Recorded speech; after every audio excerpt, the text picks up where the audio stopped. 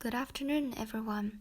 Today I want to share with you my thoughts on this photograph of the Roman aqueduct taken by Elise H. Lobar roughly a century ago in the year 1919. This photo is currently in Bryn Mawr collection, the bequest of M. Carey Thomas, president of Bryn Mawr College from 1894 to 1922. Surprisingly, the object locates not in Rome, Italy, but in Segovia, Spain. However, since this place used to be a part of the Roman Empire, I guess the material is relevant to our discussion. First, I want to briefly go through how I chose this object after a serious selection and contemplation. This photograph seems unexciting at first, since I was looking for something more complex, like architecture and people. But the composition and geometry made this object stood out from the rest. The spectator Lobar, instead of occupying a horizontal view to show the scale of the aqueduct, shot from an oblique angle, intentionally causing the arches to overlap. This photo conveys for me voidness. There is almost no reference, and the aqueduct occupies the bulk of image. I guess at last it is the deceiving simplicity that intrigued me the most. When I started researching for Lobar, hardly anything showed up. She was born in Delaware in 1878 and has a dark, freckled complexion, which indicates she might be a person of color. Despite scant results on Lobar, there are always silver linings around gloomy clouds. Turns out that during 1910 to 1925, when she traveled to Spain to take photos of Asian architecture, Gigi King was her dearest travel companion. King graduated from Bryn Mawr and obtained a BA and MA degree in philosophy, Asian Greek, and English literature. Later, she was granted tenure at Bryn Mawr and educated more than a generation of students. From her, the story of how this photo ended up in Bryn Mawr started to reveal itself gradually. The era of 1910 is crucial for King and Lobar's expedition. The time corresponds with the rise of art departments in women's campuses, like Smith's, Wellesley, Vassar, and of course Bryn Mawr. These colleges all increased their funding for the development of those departments. The spike in attention to art, along with economic support, soon made art departments in women-led institutions more prestigious than that of all-male universities, like Yale, Harvard, or Princeton. Without such patronship, the voyage of Lobar and King would be almost impossible. It is exciting when I read that Bryn Mawr students sometimes joined their expedition as well, which explains the college's relationship with Lobar and King. Dressed in conventional style with a camera in hand surely rendered the group of expeditioners as objects of curiosity. Their choices of travel route along with photographing exhibited great defiance to the presumed gender roles of their era, and I absolutely adore their courage to go on such odyssey. Rise in funding for art department explains partially how the expedition came to be. It is the friendship between M. Carey Thomas and King that connects our current-day collection with the distant past. King even devoted great effort publishing Fernhust, a novel about Thomas, to show her achievements. In the left side, we can see a photo of Gigi King standing beside a cow and a local people, taken by Elise H. Lobar. On the right side is M. Carey Thomas with Elise Lobar sitting on an elephant in India, shot in year 1925. Evidence suggests that from 1927 on, Elise traveled with Carey Thomas extensively, though no public records suggest she was ever a faculty or student at Bryn Mawr. Now we may take photographs for granted. We could snap one anytime, anywhere. But back in 1910, camera is a great mediator that offered women agency and the right to distinguish between what they want or forbear to record, due to the limited capacity of films. Another aspect of photography back then was the uncertainty. The waiting time between shooting the image and seeing it in person makes the process more mysterious and raises expectation. I would like to share with you guys some adorable details unraveled by my research of antique photo collection. Though the same photo is published in Bryn Mawr collection in the heart of Spain, the former carries the name in ample loveliness, while the latter Burgos Cathedral interior. It is clear that text and image collaborates well. with mind, eyes, and hearts working together. The naming of photographs reflect not only the content of the image, but also the author's affection and memories at the time and space.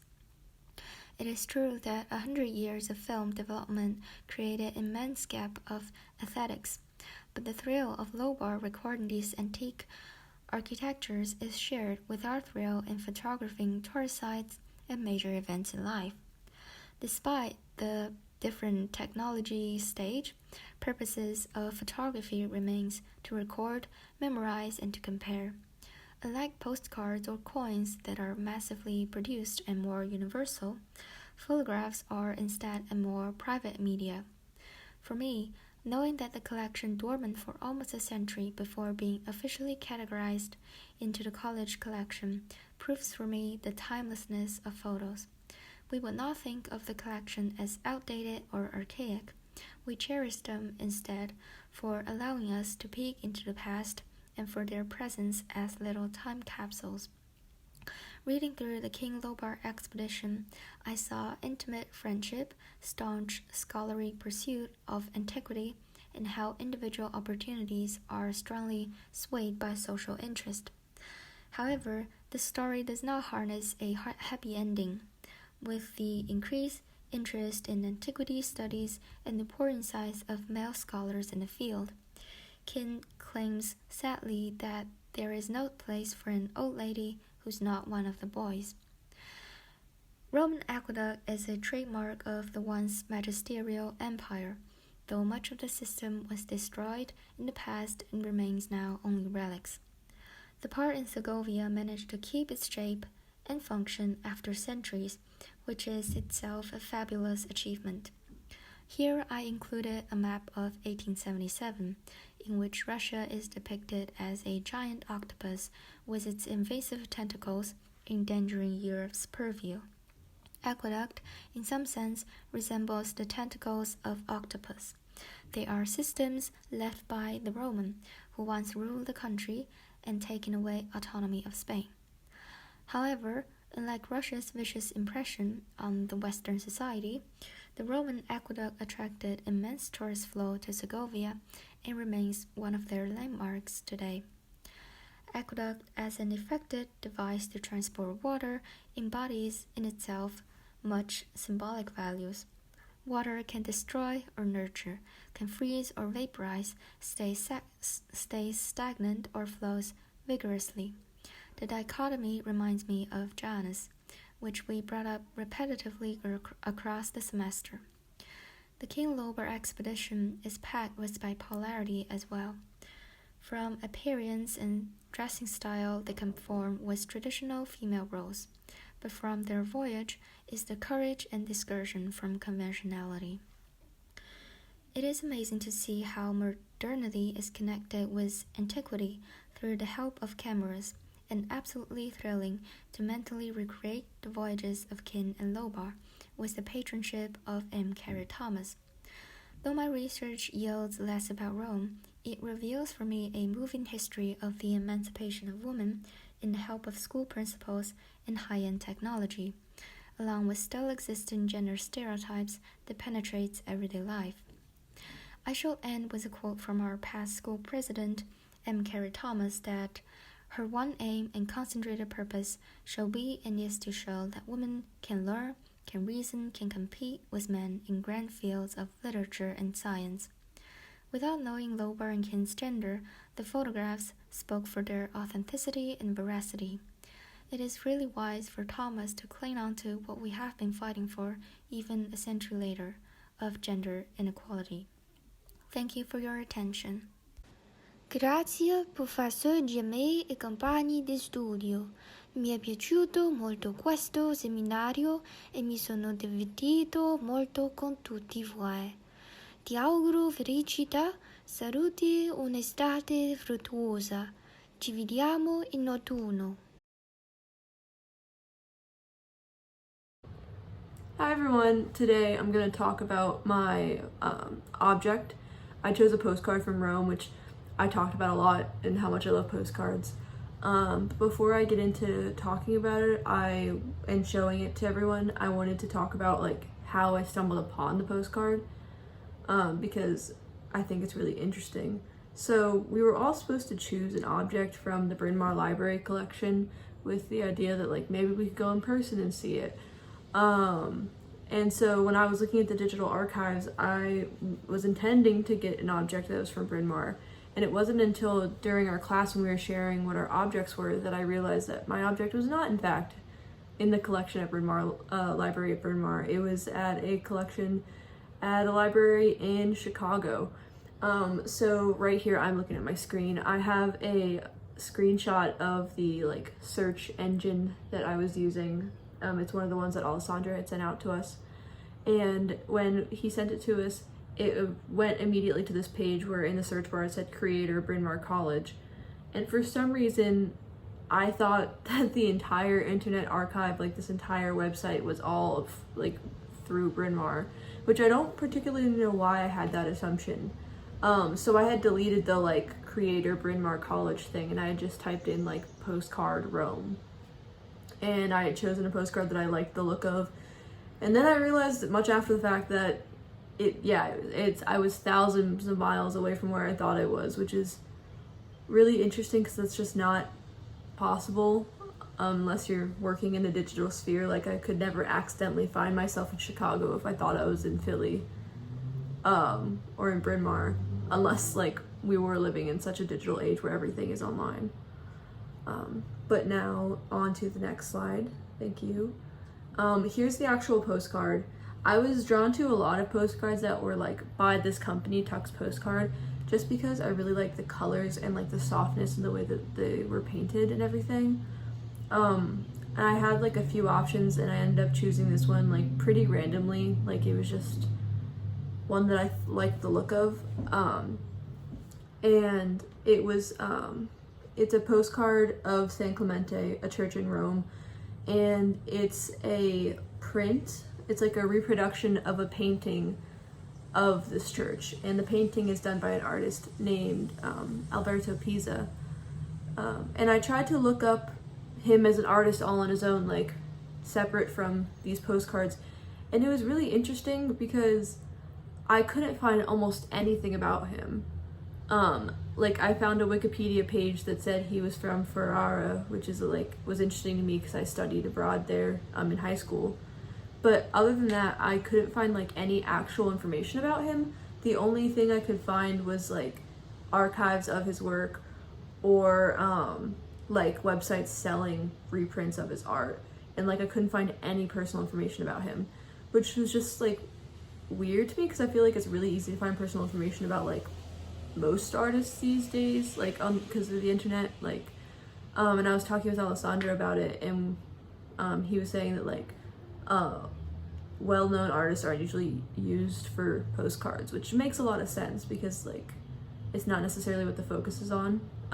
Like if I hadn't paid special attention to who had painted this painting that the postcards are a reproduction of, I would never know, and it would have never really like crossed my mind, honestly. But if you look on the back side of the postcard, it says it's printed by Tux Postcard, and I wanted to look that up because almost all of the postcards in the Internet Archive that I've been looking at that were of Rome were by Tux Postcard. They're all like printed by the same company. So I was really interested like where it started and like if it was an Italian company, which it doesn't, I didn't think so just because like it's in English. But yeah, it was part of a bigger company called Raphael Tuck & Sons, and it was run by a man named Raphael, and he was a businessman. He actually wasn't Italian. He was born in Prussia and he immigrated to England. And it was a company that produced a lot of postcards. They were like a pretty big postcard company until the 60s, and then they got absorbed by a different postcard company called Purnell & Sons. And then if you see, like, if you look really close on the bottom right corner of the actual like image, not the back side of the postcard, it says Oilette, and I like didn't know what that meant, so I looked it up. And it was part of a collection, their Oilette collection with Tuck & Sons, like the postcard company, and it was a series of postcards that were reproductions of paintings, which makes sense since we know now that this is a reproduction of a painting by Alberto Pisa. And I guess it's like instead of being like copies of photos, which is a lot of postcards like main way of capturing the images. And they used chromolithography, like that's the method of production, and I didn't know what that was, so I looked up what chromolithography was, and it is a process that like it helps you print a color photo using lithography. And so like that was interesting, and then I was looking more into like how they made the postcards, and like especially when they're reproductions of paintings. And I read that they sometimes would add extra stroke marks artificially to make it look more authentic, which is really interesting to me, because by adding these artificial stroke marks onto the painting when you were reproducing it, you were actually making it less authentic instead of more authentic. And I know that like Meenakshi and Lily and some other students are doing letters about Rome, and so I was thinking, oh, like maybe this would have a note on the back, but then when I looked, there's actually not a note at all, which was really interesting to me. There's no dates, there's no stamps, there's no message written on the back, it's not addressed, and like all there is like these letters like CTPA 12, which is in like the bottom right corner. I tried to look up if those meant anything, and I didn't really get any like information, so I don't really know what they mean. But it's interesting because that means that like this wasn't connected to some person specifically, like this wasn't sent from a friend to a friend and now it's in this digital archive. This was never sent, at least by the time it was photographed, it had never been sent. And it was making me think about how, like, what connects this postcard to Rome in the first place. It wasn't printed by a Roman. The painting that is a reproduction of wasn't made by a Roman. Would a Roman buy this postcard? I don't really know, because I was thinking about this a lot, and I was thinking, like, do people buy postcards of their home cities or of their hometowns? And my initial reaction is to say no, but it's an interesting topic because I actually do have postcards from places that I've lived, but I did only buy those postcards after I'd left as a way to remember the place. But yeah, so it's not this postcard of Rome isn't for Romans. I think it's more for tourists. It's more for people to help explain this foreign land that they had been in when they come back to, or when they go back to wherever they were visiting from. And it's like a piece of Rome, like you can describe it with your words, but then like here's this picture to show you like the place that I had seen.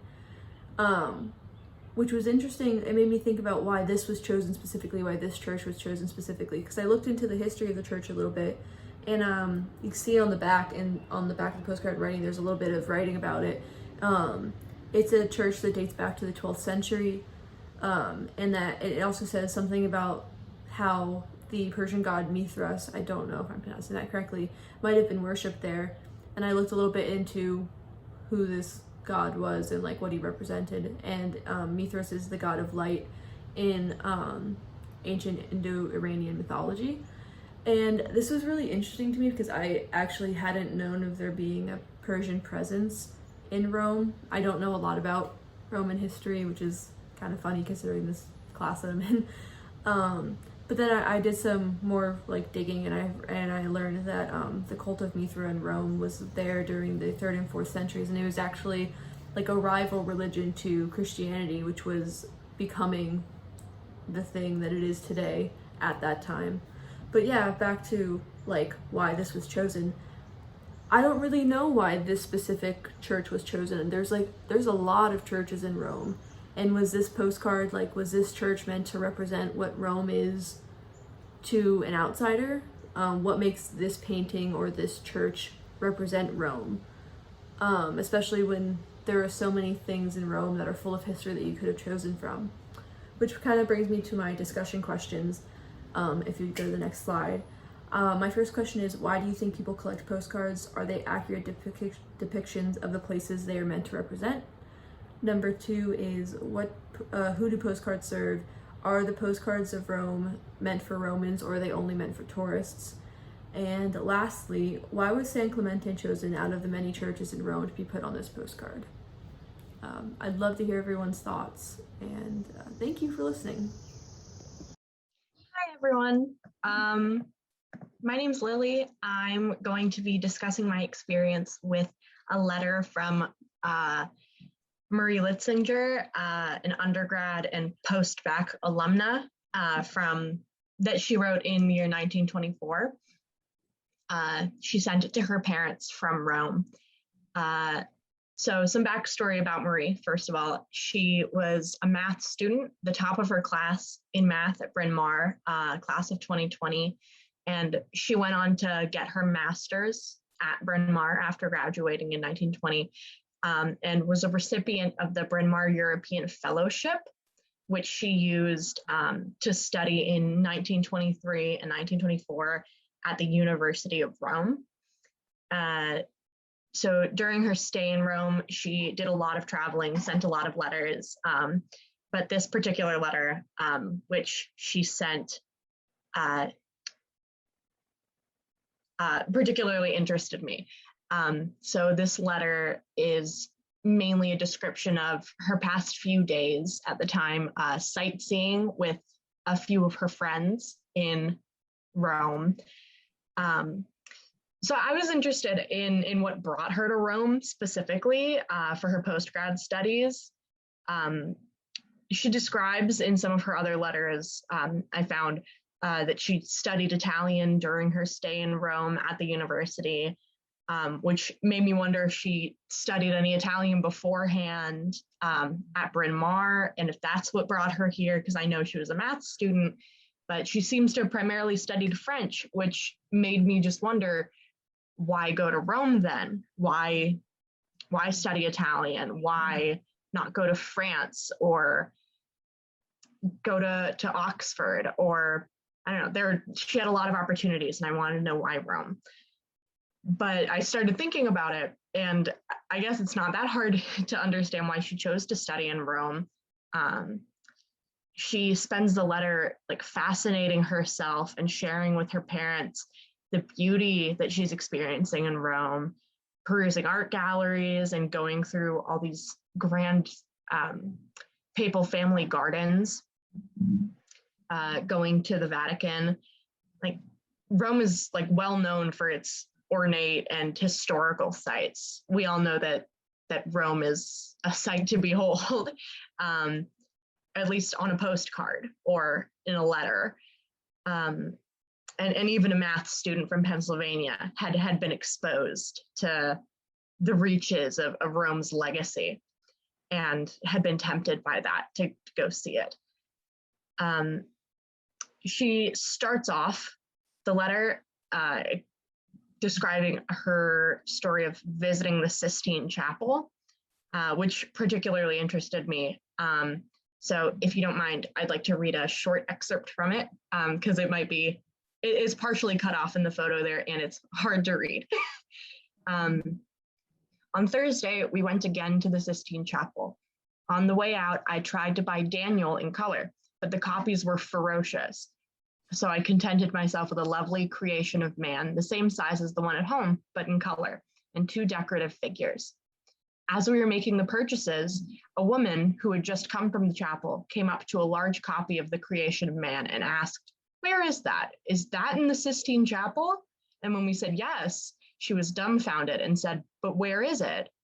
"About the center of the ceiling." "Oh, on the ceiling." What do you suppose she'd been looking at? Probably the Last Judgment, which adorns one end of the room. So at face value, this is just like a funny instance of Marie explaining to a fellow tourist where to find a painting in the chapel, right? But in Marie's retelling of the interaction to her parents, she's definitely sending a message, whether or not it's intentional. And I feel like that message comes off as being in Rome and knowing Rome has granted her some kind of higher wisdom.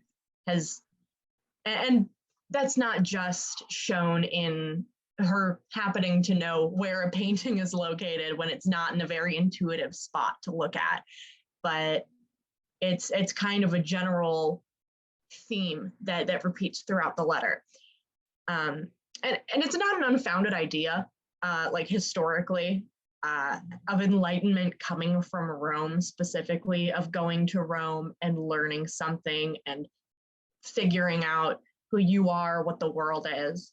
Because like also in the Vatican, which is where the Sistine Chapel is, in the Vatican is the School of Athens, a painting by Raphael that symbolizes the return of sort of classical Greek philosophy and culture and enlightenment to the West during the Renaissance. So Marie is in good company. She wouldn't be the first or the last person to develop a heightened sense of like sort of egotistical worldliness or like intellectual or cultural elitism after traveling. Everybody knows that one friend who comes back from like their time abroad and won't stop talking about how much they learned and all the things that they saw over there, and oh, isn't it such a nicer place than this? The purpose of this letter, of course, well, I think it was to share her experiences with her family naturally, and to give the impression of someone who knows their surroundings well, or more specifically, someone who knows more than their audience. I don't know if she did it intentionally, but she spends the letter bragging about all the places that she's been, all the things she knows about, oh, this old building that used to be a Medici Palace, now it's like the home of this French institute. And she describes every place that she's seeing as if the people reading her letter have never heard of them before. She takes on this really instructive tone. She's trying to impress them, and I don't blame her. Like, it's the same as posting pictures on Instagram when you go traveling. But it made me wonder and start to think, both in a wider sense and in the case of Marie herself, is that the original reason why we go traveling? And is that why she found an interest in traveling and she chose to take the fellowship and go to Rome? We don't go to places we've never been before expecting to just become experts in a year and to be able to walk around like we own the place and not let any of the sights surprise us or humble us anymore. She went to Rome to study and to get a chance to see this historical city and to experience them for her own sake, her own edification.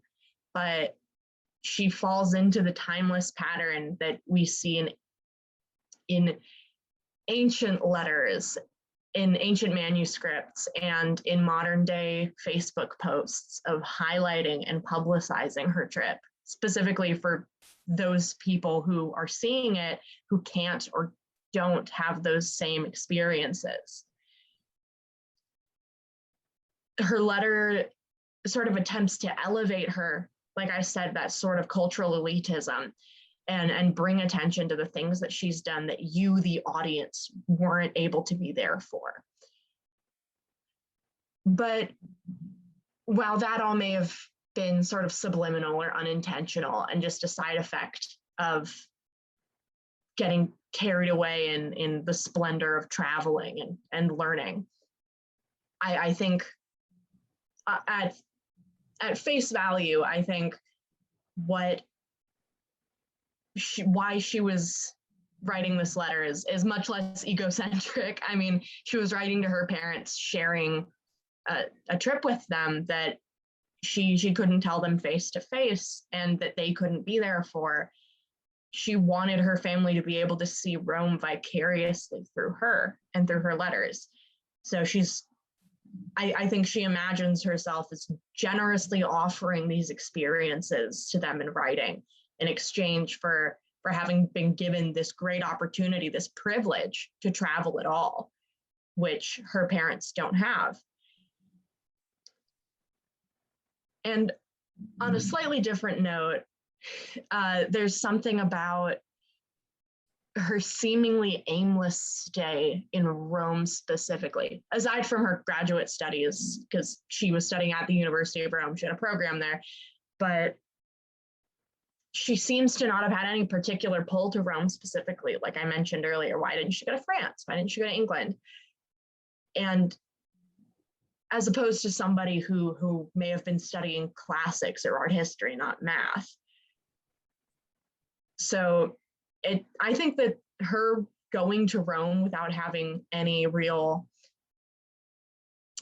vocation for Rome in specific, I think that speaks not only to how far-reaching and disciplinary blind the attraction to Rome can be, but perhaps also that Rome is appealing for reasons other than education or discipline.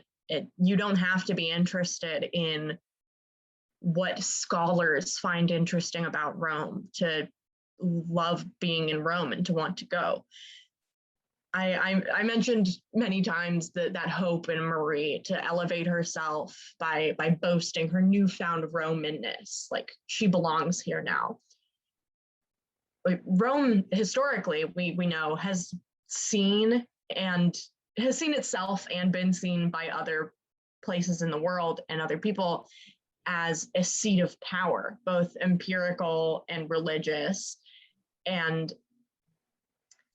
since Marie's trip to Rome is this great honor that she's been given, it's the result of her fellowship, of all of her hard work in academia so far. She's earned her place here, I think she imagines, and she has. She has earned her trip to Rome, however temporary it is. And I think I can understand if she felt some sort of kinship or belonging in an esteemed, powerful place that you have to work so hard to get to, and the payoff is worth it. So I guess in conclusion, I feel like I want to encourage, I guess, you guys, and mostly continue encouraging myself to give traveling and travelers sort of the benefit of the doubt, in terms of there's a lot of different reasons why we travel, and there are a lot of things that you can get out of it. And yeah, I don't have a really graceful conclusion to this, but I was interested in seeing the different potential facets of why she's sharing and why she left behind this document and why she wanted to write back home in the first place. And I think there's a lot to explore, and there's a lot to apply to how we all sort of publicize our own trips too. That's it. Thank you, Lili. Grazie.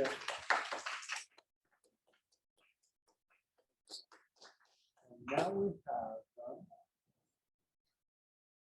Kimiye with another object from the same box.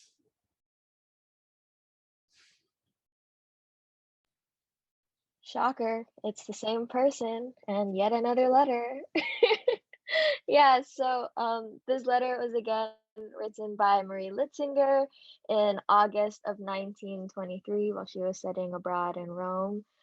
To echo what Lily already said, she was born and raised in Bedford, Pennsylvania, which is 3 hours west of Bryn Mawr, where she got both her bachelor's and her master's, both in math. And after she graduated, she won the Bryn Mawr European Fellowship, which allowed her to study at the University of Rome.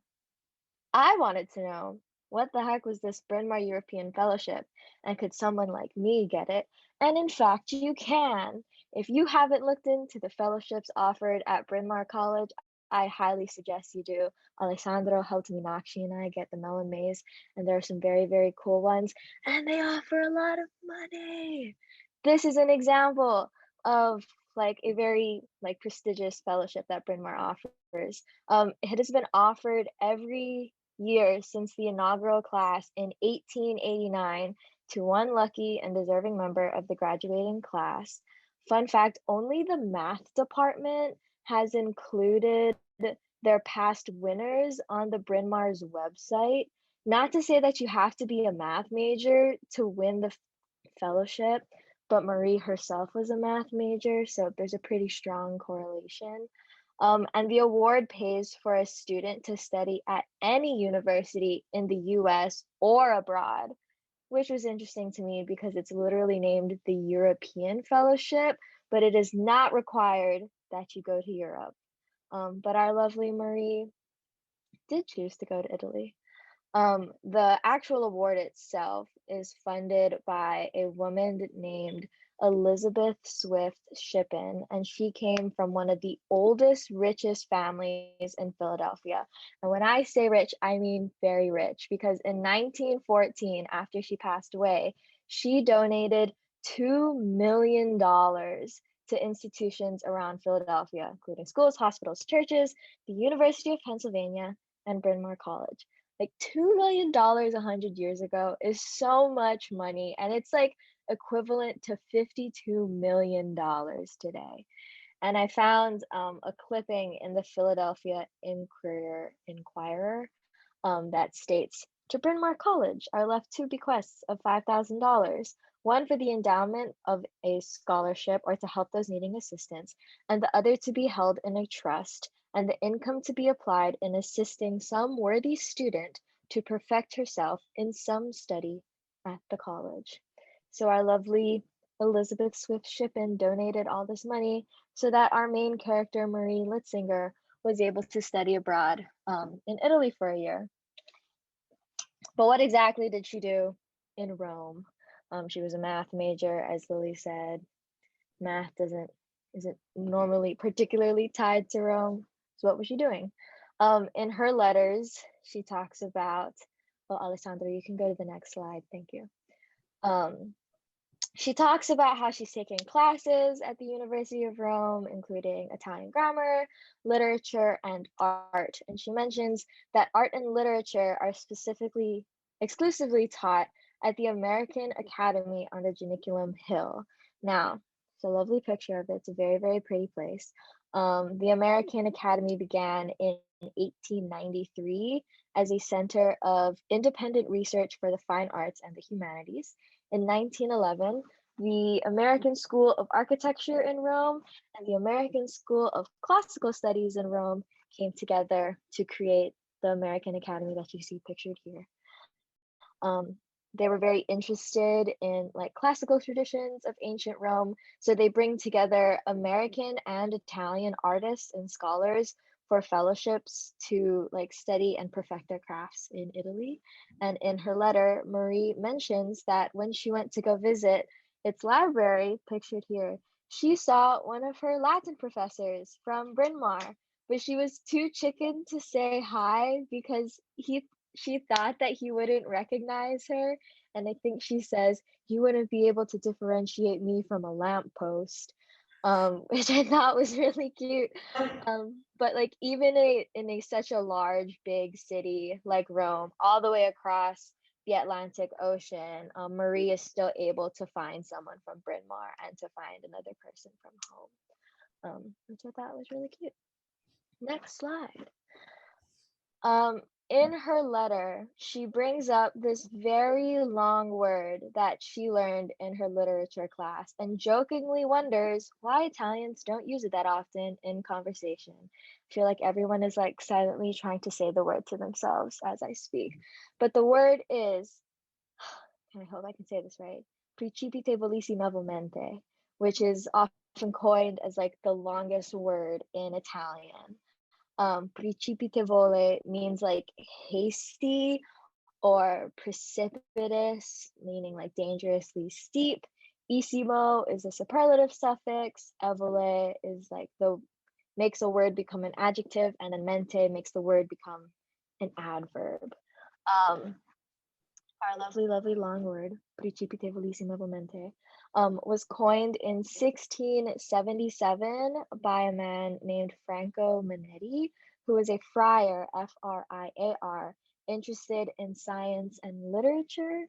He would write and publish almanacs about his predictions and observations about astrology. But he also had a very satirical view of religion and the Catholic Church, and his writing often landed him in jail, but he had some very powerful friends like Cardinal Francesco Maria de' Medici of Siena. My I thought this was an interesting fact. He foresaw that he would die from a great fall, which is why he would only travel on foot to different cities around Italy, because he didn't want to like ride a horse or a carriage. Ironically, he fell down a staircase in his convent, and that's how he died, from a very high fall. But what's even more ironic is what the word precipitabilissimamente means and how it is used. He first wrote it in a poem in one of his books called La Cortona Convertita. And it's an adverb that he uses where he's describing a balloon that floats high into the sky, and then when it bursts, it falls very quickly to the ground. That's what the adverb means. And then in the next stanza, he says, like, in the same manner, a man with like too high expectations or aspirations will come crashing down into his grave. But there is a proverb, and that's Marie says there's a proverb that this word shows up in, that most Italians know, and I can put it in the chat before I forget, before I butcher the pronunciation. Chi troppo in alto sale cade sovente precipitevolissimemente. L'ambizione porta spesso alla rovina, which means whoever is on the highest step often falls very quickly, as ambition often leads to ruin. Which is funny because that's how the original guy died. But the proverb itself was published in a book called La Cellidora, ovvero il governo del mal mantile, which was written by Andrea Agostino Cassotti in 1734. So like 50 years after Franco Manetti coined the word. It's a great phrase. I hope everyone remembers how to say it after this. After this lecture, but it stuck with Marie, and you can see why. It's a very fun word, kind of like the Italian version of supercalifragilisticexpialidocious. It's a fun thing that she learned, and it's a fun thing that you can learn. However, there's one last thing that I wanted to mention in her letters, in Marie's letters, that Lily touched on. Marie she describes how she was let down by Rome, which I thought was really interesting because, you know, we go to Rome with very high expectations, and then when you actually get there, it's never as good as you think it is. There's a paragraph in which Marie writes, I found the first flea on me today. They don't seem to inhibit the Giardettes, so perhaps I picked it up in the Forum. It didn't look classical, though. She's still talking about the bug, not looking Roman enough, which I thought was funny. She continues, at first I felt rather disappointed in Rome, and after 2 weeks of careful reflection, decided it's because subconsciously I expected to see a city of temples, imperial pillars, and togas. Nor did my first sight of the Forum reassure me, as the illusion is spoiled by the modern buildings nearby. But after you wander around a while, it's a little easier to forget them. By the end of the year, I'll begin to think I'm Cicero. Yeah, we talked about this idea on the very first day of our class, in which Alessandro asked like everyone what their personal connections to Rome were. And a lot of people mentioned that, you know, they haven't been, but they always want to go for X, Y, and Z reason. And I think the reason why Rome is so popular, like both to academics, but also for, you know, tourists, it's one of those cities that holds so much weight to it historically and culturally that we often fetishize Rome and set extremely high expectations for it. And there's a reason why Italian is so popular, and it's a sexy language for people to learn. Every college student wants to study abroad in Italy like Marie did, and every newlywed couple wants to take a honeymoon and a wine tour in Italy. But as like amazing as Rome or disappointing as Rome can be in real life, I do think it's a city that lives most vividly in here and in here. And yeah, that's Marie Litzinger's letters and where it kind of took me. That's the union. When someone tells a story like Kimiye's story from the origin of the work which Fidevolissimo invented, because it brings bad luck, because this guy cursed himself, inventing a word that determined his doom. One does this. Can you guys do this? And do it for the ground. You see? In action. Here, down. Okay? This is the way to do it. Yeah, have you ever seen this?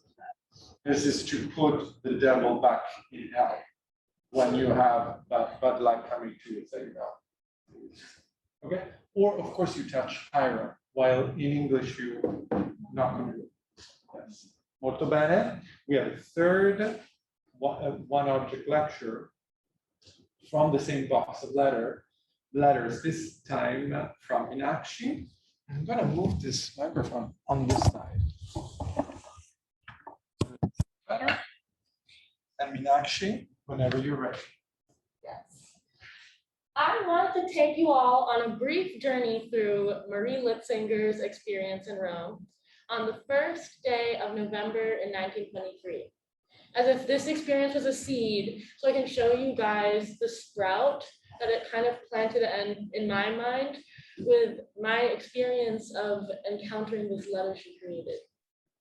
Because I very badly want to be in Rome on November 1st of any year, writing a letter to.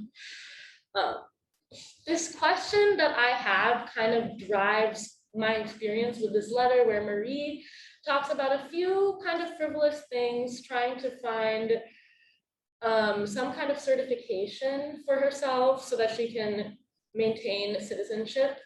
And she, at the end of the letter, she wonders whether Robert is going to be a criminal or a genius. And I found myself asking, who the hell is Robert?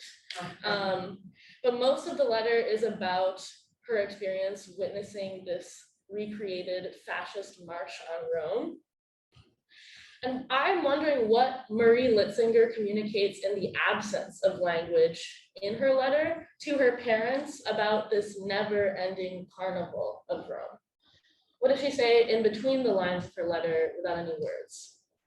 From Rome, in the position of Rome on the first day of November in 1923, Marie Litzinger writes this longing letter. Longing is the origin of this letter.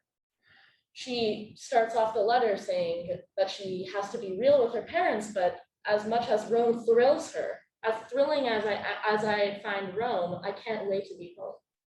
The letter kind of speaks for itself with this performed recollection of beholding. And it's removed from Marie, but it's born of her own material and immaterial resources, her spirit, which the letter both relies on and relinquishes through Rome, revealing that this experience of Rome could belong to anyone.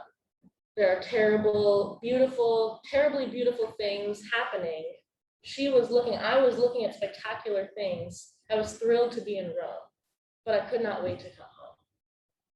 In that way, in some moments, this letter to me is a letter of lust, rooted in Rome, but not a lust for the eternal city as a place, but more so as a momentary experience, a transient justification of the here and now, and the here and now advocates for its own permanence. It is a letter of lust from Marie to who, really? Did she know? She was writing to her parents, but I was experiencing the letter. For lights and colors that she experienced in the sky on that day, like red and blue, and the bombs and exploding balls and things she saw that made her crane her head. Marie's letter reminds me, like Jhumpa Lahiri did on Zoom with a piece of Rome behind her in a Princeton library, that of course it is the sky we return to in Rome. It starts with a celebration. Do you think Italians ever get tired of celebration? Marie asks in her letter. Or perhaps Yeah, Alessandro, could we go to the next slide? Thank you so much. Or perhaps it's the letter that is asking this question. After a few more years of momentous events, they will be forced to celebrate all days, not just festivals. Could you go to the next slide, Alessandro? Thank you. This one? Yes. On the 31st, yesterday, there was a grand fascist celebration to commemorate their entry into Rome. At first, when I read these letters in when I read these words in Marie's letter, I thought the word entry was city. And I was confused. I thought about the square Colosseum and Mussolini's attempt to extend the city into the sea. But then her letter clarified for me when I realized that she wrote entry and not city, this historical event that I wouldn't have otherwise encountered. It is because of Marie that I learned about Mussolini's march on Rome on October 30th, 1922, the year before Marie arrived in Rome, or the year before Marie wrote about this march. This was the insurrection by which Benito Mussolini came into power. It is how fascism became, how fascist rule was established. And in this way, Marie shows us that fascism relied on its association with performance. By asking this question, do you think Italians ever get tired of celebrations and they will be forced to celebrate every day, not just holidays?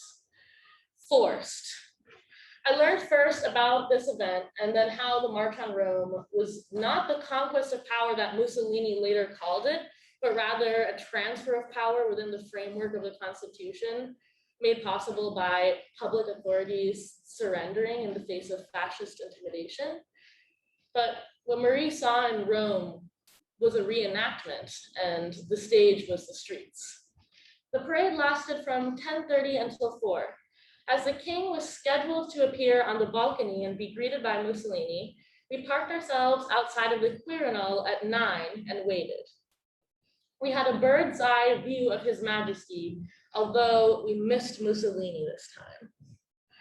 I feel kind of amused and knowing, or like maybe it's haughty historical relief when I review the March of Rome, because I find this recreation of the event in Marie's letter on Wikipedia, and I discover that King Victor Emmanuel III of Italy, who Marie references as His Majesty several times in her letter, had appointed Benito Mussolini as prime minister after the March on Rome, but deposed of him later during the Allied invasion of Italy during the Second World War.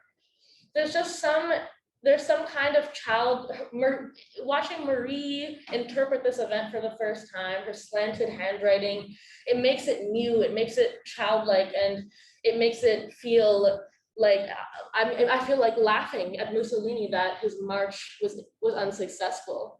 And yet here he goes untired of celebration. Celebrating something that isn't really real. Celebrating this attempt to turn Rome into something that it already is without trying. And I wonder in what ways Marie Litzinger is a point of access to the March on Rome. And what are the reasons that she and within these celebratory seasons was longing to be back home? I feel most drawn to the part of the letter which describes Rome the most frequently. And I think the letter itself is aware that it's about Rome. Scrolling through the pages on my screen where evidence of human life is traced across the page by Marie Litzinger's human hands, her words remind me how to return to Rome. The visibility of it, the mention of it, and the weight that the word takes up on this photographed one-dimensional page of her letter. The word Rome, the way it is written differently by every human hand, and yet resembles the same thing.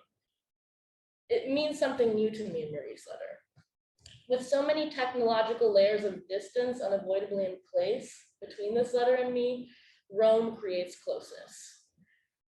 The parade was very much like the one in honor of the Greek victims and was to the less impressive because it was so long, Marie writes, before leading me to Rome was jammed with people.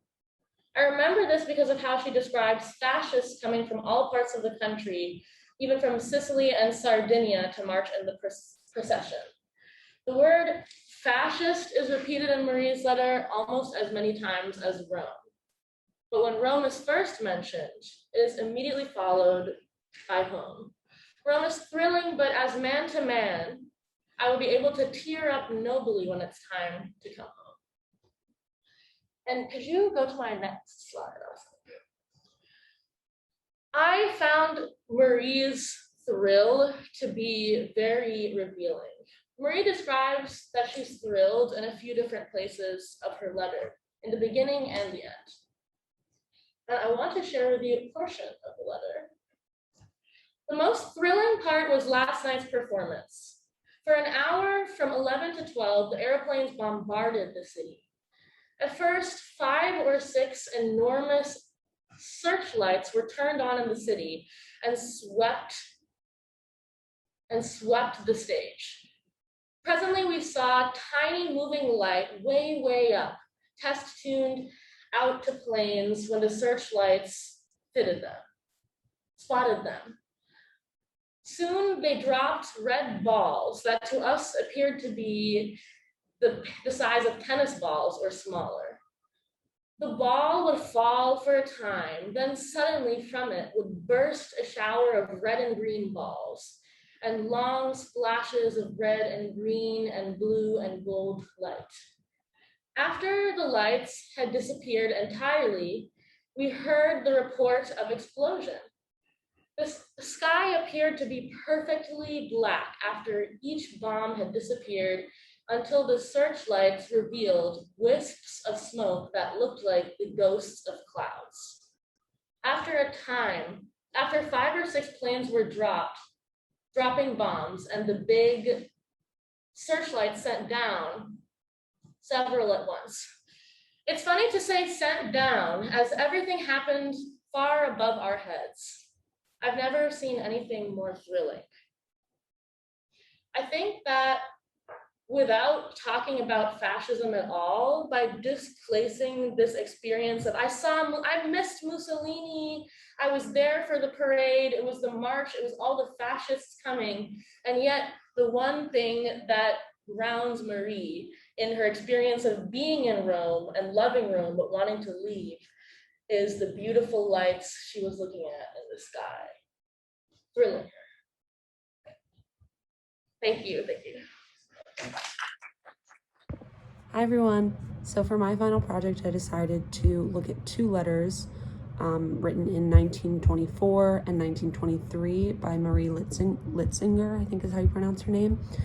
She is a Bryn Mawr alum, and she studied abroad in Rome during the time that she wrote these letters, which is one of the main reasons that I chose to research her, since I also go to Bryn Mawr and studied abroad in Rome. I sort of just wanted to see if she had some of the same realizations that I did. And so I took 2 of her letters and I transcribed them, meaning that they were on Bryn Mawr's website, but there was sort of just like a caption explaining what it was about. No one has transcribed the letters yet. So I transcribed them. I did my best. It was written in really messy cursive, so that part was kind of hard. And then I translated them into Italian for the project. And I found out a lot about them. I think at first I sort of looked at this as more of a research project, which I shouldn't have done. So I researched Marie Litzinger, and nothing came up, obviously, because it's a very niche topic. And so I decided to study her letters themselves. And I found out a lot about them. The first letter, she was basically writing about the people staying in her boarding house, and they were nobility, which she thought was pretty cool. And she sort of just writes about their interactions and their remarks.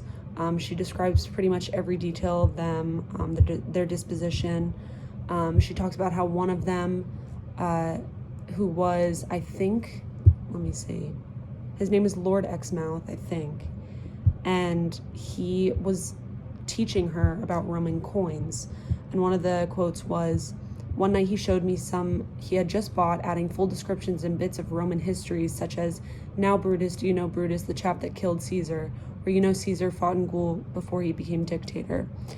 And I thought that part was super interesting because from what I could tell, Marie was an Italian major. I don't know if she was a major, but she was there to study Italian. And there's this, like, the only person that she learns from is an English gentleman, I think, named Lord Exmouth.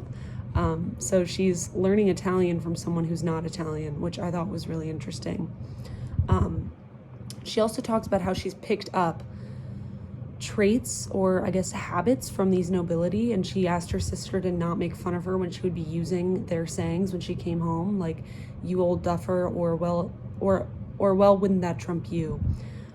Which I also think was interesting because she's going there to study Italian and Italian culture and is talking about how she's going to come home with English sayings instead of Italian sayings.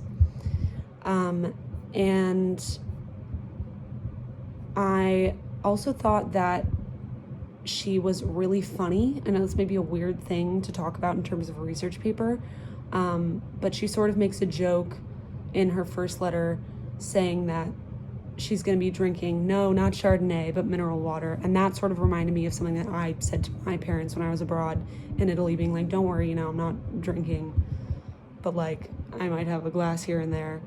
And we can also see that they might have been middle class. It's really hard to tell because they're so like enamored with the nobility that I think that they're not close to nobility, but I also think that if they're spending time with nobility, that they must be somewhat rich. So it's hard to pinpoint, but I'm saying I think somewhere around middle class. And I think that we could also look at, like, I think the biggest part of this letter that really was interesting to me was the fact that she was learning about Italian culture from someone who wasn't Italian. But I think that I wrote about how we could sort of channel Janice here and look at that in a more positive light, because although she's going to Rome to study Rome and Italian, going, I think, abroad and learning Italian customs can also be an opportunity to learn from everyone you meet, not just Italians, which I think Marie exemplifies in her letter. And that's also shown by her sort of memorizing these English sayings and asking her sister not to make fun of her when she comes home. And I think in terms of the second letter, we're looking at, it's from 1923. I forgot to say the first letter was from her to her sister, and the second letter was from her to her parents. And this letter was a little bit more interesting, in my opinion. I think first there's like a personal aspect to it that wasn't really shown in the first one, because Marie's feeling a lot of grief in this letter. One of her good friends named Kay, I don't know the full name, it was just abbreviated by Kay, had just lost her mother, and Marie's having a lot of trouble dealing with it. And although I don't think that this really relates to Rome superficially or our class superficially, it was one of the main reasons I chose to transcribe the letter, because I think it teaches a really important lesson that, grief follows you everywhere. And this is a shared experience, I think, for Marie and I, because when I studied abroad in Rome, it's this like romanticized place. And I think we've talked about this in class, but the sad news that is occasionally delivered to you, it doesn't matter where you are, it's still going to be sad. So even though you're in this city that's, perceived to be romantic and light and a place where your problems can't enter, they're going to enter anyway. And so it doesn't really matter where you are, you still always feel the pain of your personal problems. I also think something that was really interesting in this second letter was Marie's disappointment in Rome, which is also something we've talked about in this course. She says, at first I felt rather disappointed in Rome, and after 2 weeks of careful reflection, I decided it's because subconsciously I expected to see a city of temples, pillars, and togas. So, this idea of having a preconceived notion of Rome is something we've talked about in class, but it's also something, I felt when I went to Rome. This version of Rome, a place filled with togas and pizza and pasta and pillars and temples, is what most Americans expect when you travel to Rome or when they think of Rome. And when you build up this idea of Rome, you get disappointed when you see the reality that's actually there. And Marie also says, nor did the first sight of the Forum, reassure me as the illusion is spoiled by the modern buildings nearby, but after you wander around a while, it's a little easier to forget them. By the end of the year, I'll begin to think I'm Cicero. And I think this quote was sort of a callback to one of our one-word lectures about the word Rome. I think this was Alessandro's one-word lecture. I'm sorry if I'm getting that wrong. But, you know, Marie talks about the illusion of this old Roman Empire that she expected, and it was ruined by the modernity that surrounded her. But after she wanders a while, she gets lost, and after she roams, the illusion comes back. And to a certain degree, I think this is something that I felt every day when I studied in Rome. I expected a certain version, and when I didn't get it, I felt disappointed. But, you know, after exploring so many different parts of Rome, after experiencing Rome day after day, I saw that the expectation was still there. It was just sort of combined with a new version of Rome, one that in and of itself was just as spectacular as the one I expected. And I think Marie comes to that conclusion as well. And although a lot of Marie's experiences in Rome were similar and dissimilar to mine, she also taught me a lot about what it means to experience Rome. And from reading her letters, I gained sort of a new understanding or a new perspective into Rome, into her life. And for that, I'm really grateful. So yeah, that's my project. I really think that from the questions I asked and answered, I found a lot of information that I don't think I would have known from just reading these letters. I think reading in between the lines was extremely helpful for me. And yeah, so sorry I can't be there to see your guys' presentations. I'm sure they're amazing. Good luck to everyone. Bye. Very well. I'm very glad this was unintentional, but the arc of the three readings of these letters connect very well in this progression, because the original question that Lily had, which was related to why Rome, this person does not really immediately make me think of Rome, and so we have to give the benefit of the doubt. One of the reasons is definitely fascism. In what way?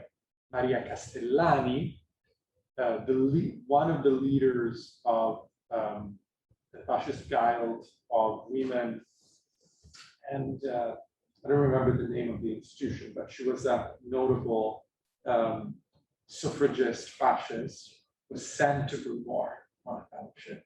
And in Bryn Mawr, she started what was called the Italian Club, and that's the reason why we changed the name of the Italian Club, so that it was not the same as fascists established it, and therefore created a bridge between Bryn Mawr and Rome. And Maria Castellani was a mathematician. But of course, here in Bryn Mawr, part of her duty was to help teaching Italian. And Italian was back then not a department, but a language taught within the realm of Roman philologies. And I love the fact that at the core of this panel, there was a moment of hardcore philology that Kimiye gave us. It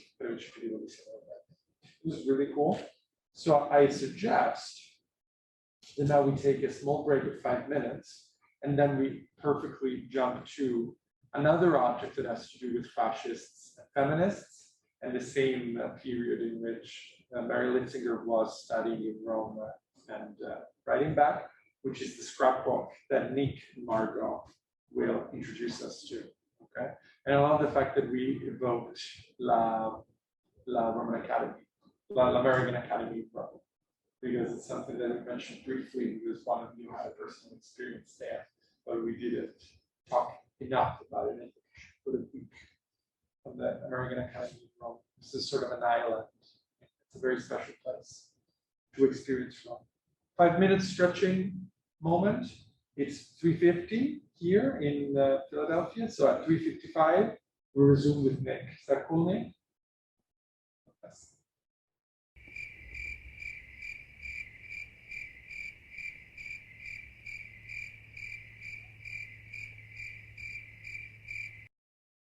Allora, Nic, without further ado, the room is yours. All right. For my object, I chose this scrapbook page from the Carrie Chapman Catt papers entitled Suffragists in Italy. I was first drawn to it because before seeing the collection that it was a part of, it seemed like a page that could have been part of like a Bryn Mawr students' visual project or something like that on Italian feminists. like a slide in a Google Slides presentation, except old.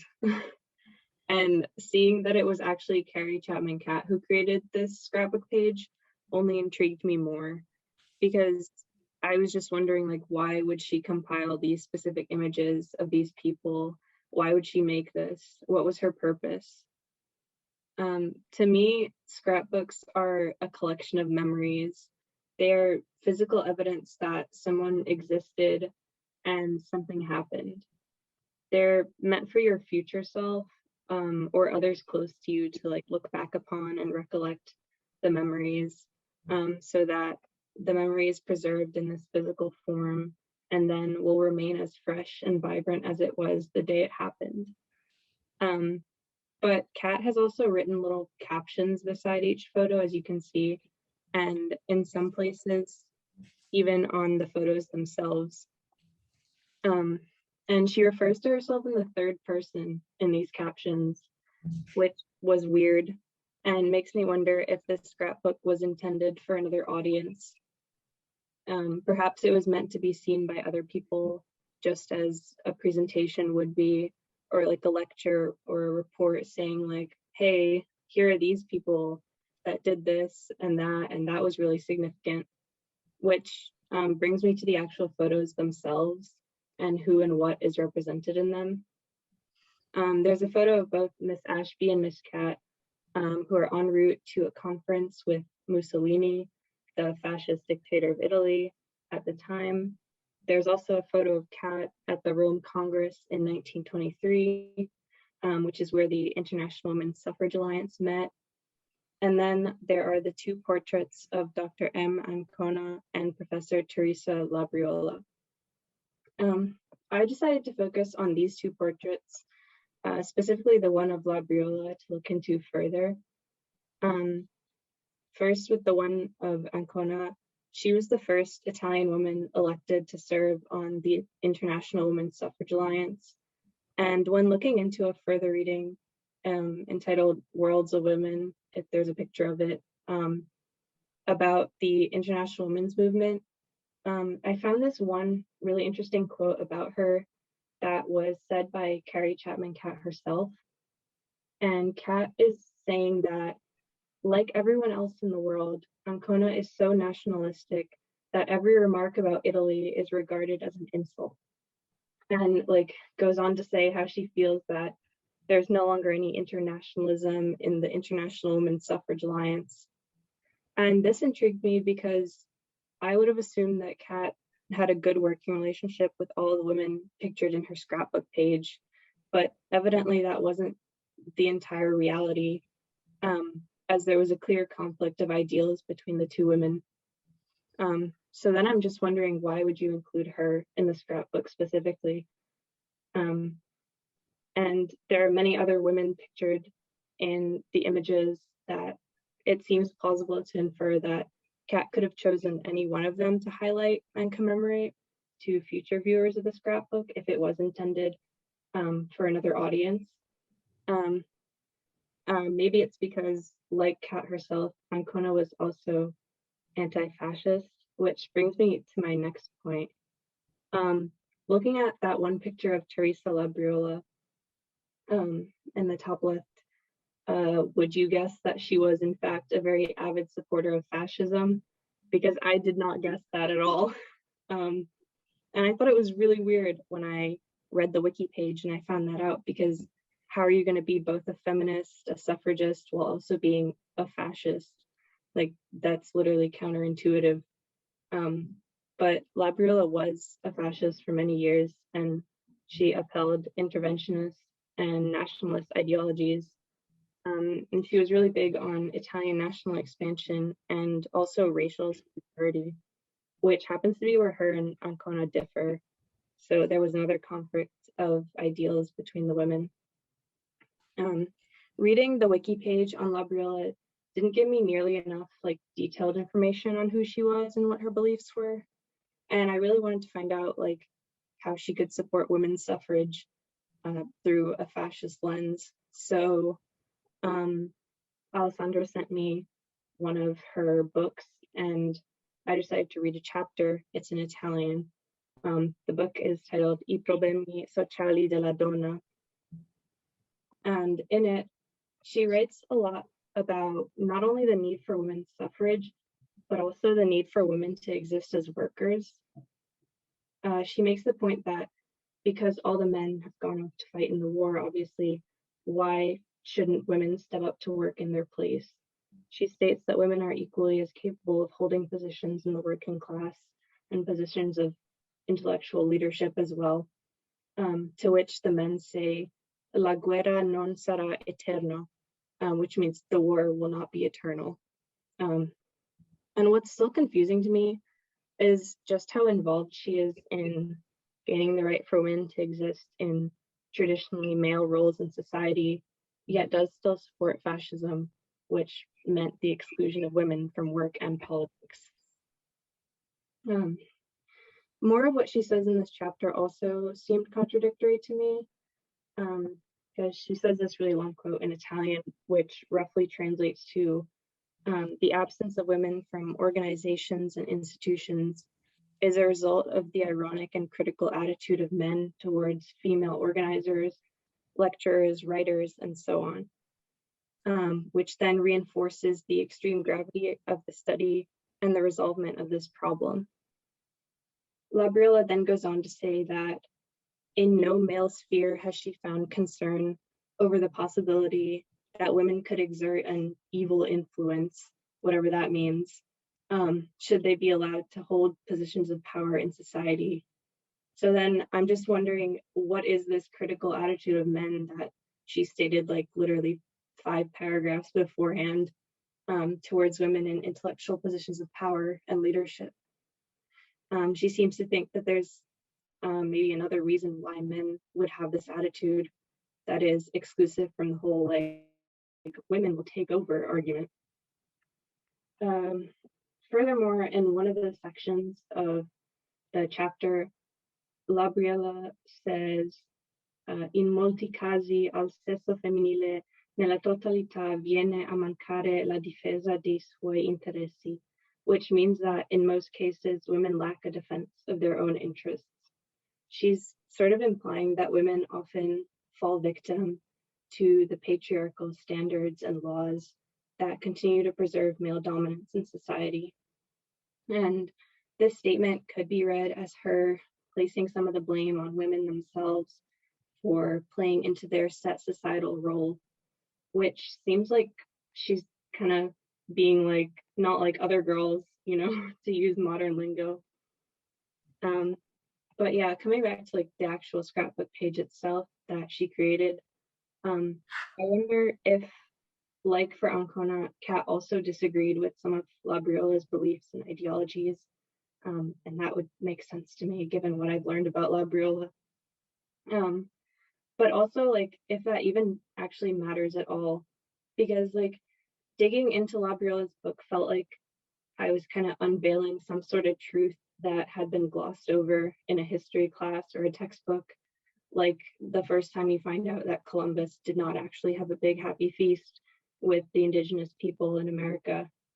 And I wonder if this outward perception versus the reality plays a role in kind of all scrapbooks to some extent, even the more personal ones, which are just sharing memories of like your family or your loved ones.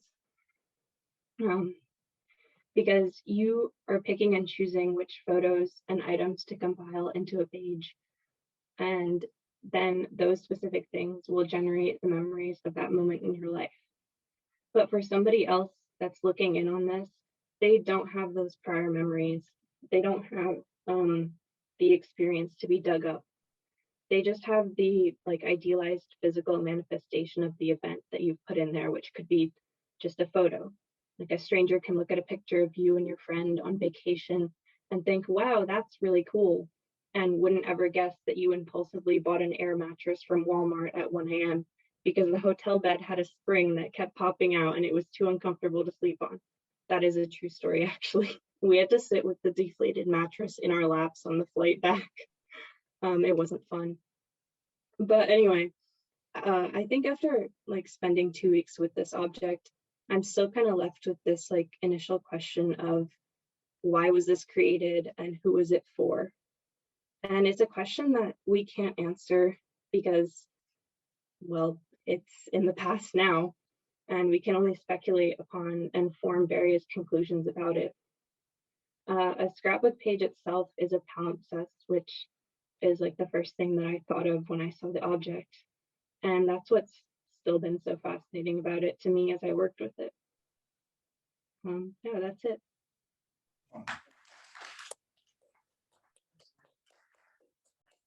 It's still like it connects back to what Lily said about the self-fashioning of, like, you know, any archival document. What remains by nature is a sort of like intentional selection of what the past is. It's not just the past, you know?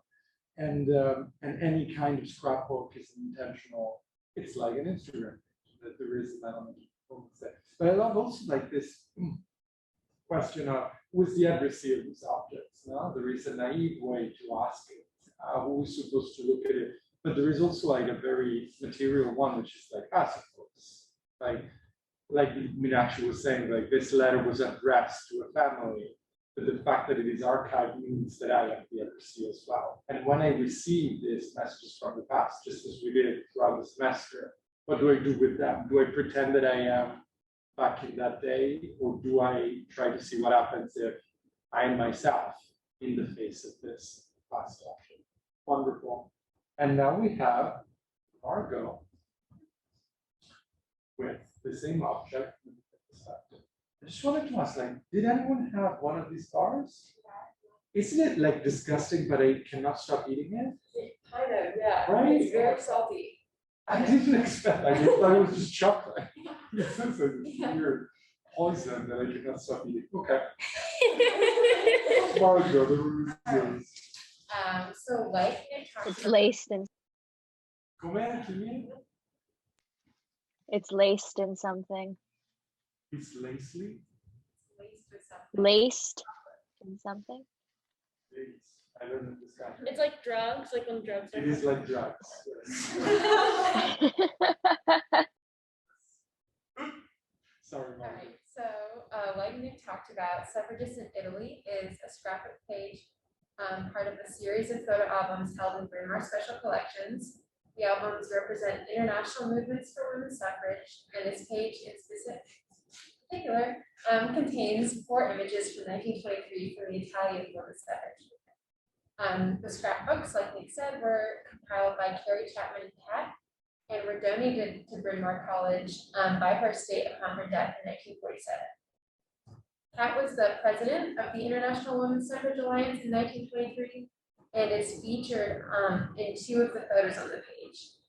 The bottom left-hand photo depicts a crowd of women, almost entirely middle-aged or older, it seems like, and it's captioned Congress of IWS Alliance in Rome 1923, delegates en route to conference with Mussolini.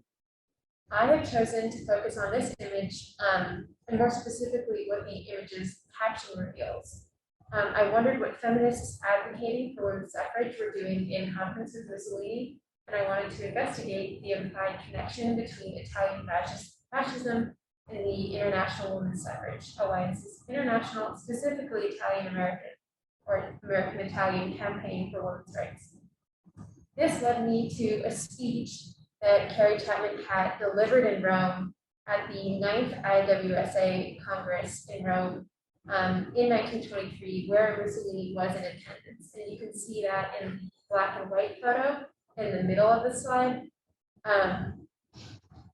In her address, Catt strategically incorporates fascist ideology and viewpoints into her argument for women's suffrage. Early in her speech at the Rome Congress, Catt very straightforwardly butters Mussolini up. She says, quote, "Your Excellency, Signor Mussolini, Royal Commissioner and Mayor of the most wonderful of the world cities, Rome the Eternal, to millions of men, you are a great hero." Also buttering up Rome, a quote, "Land of ancient renown," Catt validates fascism's styling of itself after the Roman Empire and fascism's practice of hero worship. Catt's strategy to win Mussolini over with this speech isn't simple flattery, though. She presents a common ground between her cause and Mussolini's. They both agree that Rome is wonderful, special, and powerful, and to emulate ancient Rome would be the greatest achievement. So she presents the glorious ancient world as one where women were empowered, telling Mussolini that women's suffrage is directly in line with his desire to remake modern Rome in the image of the Roman Empire. In ancient days, Catt says, quote, there were Egyptian queens and women military leaders of great renown. Why not heroines today bearing the lofty standard of civil and political equality for women, for modern women? In her speech, Catt is showing Mussolini how the cause of women's suffrage could be seen as aligning with fascist ideology and goals. She establishes the link very overtly when she says, quote, men tell us that you stand for order, for unity, for patriotism, and for a better and higher civilization in the world. These are our ideals too.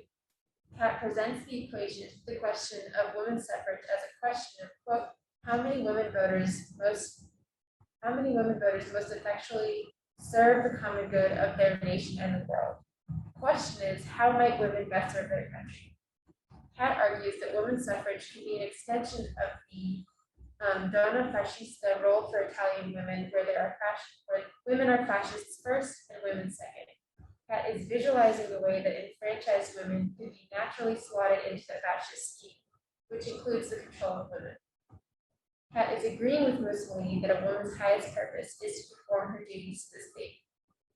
Mussolini operated with the goal of rejuvenating Italian culture, remaking Rome into the political and cultural capital of a fascist empire.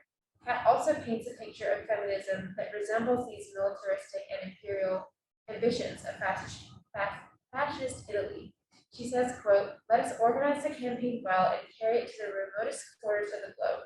It is my most earnest prayer the alliance will march on till the cause has been won in every civilized land. Catt, assuming the role of an American agent of civilization, invites Mussolini to join the suffrage movement in bringing order and civilization and advancement to the rest of the world. In the speech, Catt is not presenting this international project as multicultural, driven by a desire for unity and camaraderie. No, instead she tells Mussolini how the project of women's suffrage can be a nationalist, imperialist international project.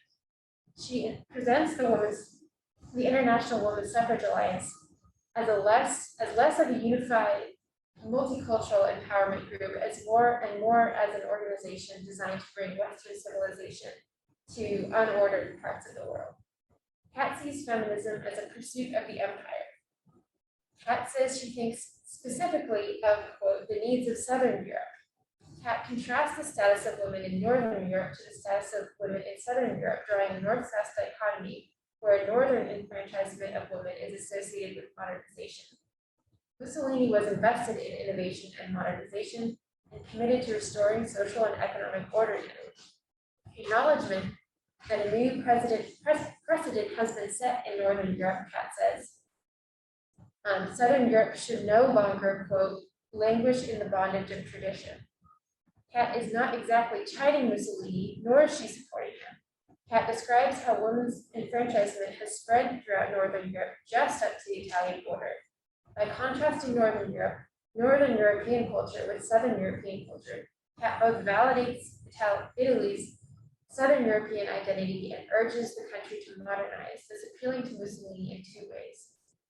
Catt is inviting Mussolini in on the international project of women's suffrage.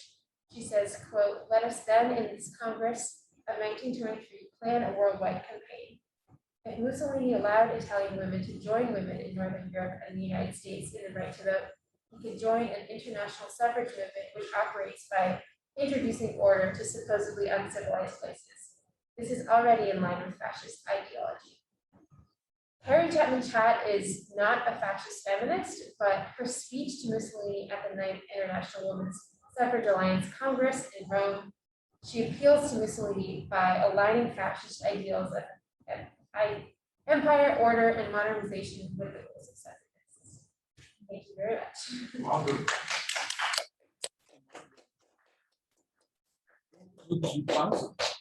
Where did you find this? I think I was looking at like New York Times articles from the time, and researching Catt and Mussolini, and that came up. Yeah. So That's amazing. I think that's exactly that. That moment there. Mm-hmm. Yeah. in this lecture. And I love the fact that, again, what is fascism? We tend to, and this connects Meenakshi's talk to Nic's talk, Margot's talk. What really fascism is something that we tend to simplify from post-fascist present and look back and say, okay, this is fascism, it looks like this. But what does a fascist look like? It's not that easy to say, unless it is Mussolini, then we know. It's very interesting to think of like how a person like Catt could interact with fascism in a non-negative way, in a moment in history in which fascism didn't reveal itself to be what it became later. It's very interesting. Like the kind of, when you peel the levels of the palimpsest, there are really different moments. They're not all overlapping at the same time. So cool. Okay. So I propose that we move to the last panel with Storey, Elise, and Christina. Then we have another break, and then we have a final discussion and the semester is over. Is that cool? Storey, did you say? You guys at home wherever you are, could hear well, right? This is working. So my object that I chose was this image. It's an 1814 engraving by an unknown artist. And because I chose an image, I'm just going to describe the image as sort of an access practice. It's a sepia tone sketching with minimalistic line work and is on an off-white paper. The image is of a pale, not too chubby child, maybe baby with an adult face perhaps. The baby is wearing a night dress and is leaning draped against a dark plush pillow. The baby has curly hair and lips and ears and even a curly chin. And the baby's expression, staring slightly down into the left, looks almost into your eye, but slightly away. And his eyebrows and mouth are also curled and somewhat creepy, in my opinion. The image reads Bonaparte, son, the Cézanne, king of Rome, and is an engraving based on a painting by Gerard, number 60, new series, for La Bella.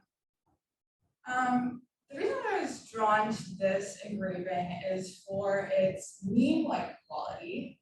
It has almost a double meaning. First, the face value of the image, and then the gut reaction, which is what I see as key to a successful meme because it hooks an audience to an image in a very intimate way. The second meaning is how an image or icon interacts with an audience. If the first is an individual's reaction, the second is a collective reaction and how niches build around this iconic image. Thinking about Bryn Mawr, the historically women's meme page taps a niche in our community and Seven Sisters communities. And this kind of made me think about the rise and fall of Pepe the Frog, who emerged on Tumblr or WeChat in maybe 2005, and kind of in the present has been adopted by alt-right groups in the United States as a sort of symbol to protest political correctness. And this brought me to a theme that I took away from this image when I first saw it, which was nation building. What is nation? I think it's kind of the seat of power, maybe with borders, maybe without, but definitely has the ability to exclude and include people. So going back to Pepe the Frog, alt-right groups in the United States created this fictional country called Kextistan, a fictitious nation, where citizens proudly waved their national flag as seen at the Unite the Right rally in Charlottesville in Virginia in 2017.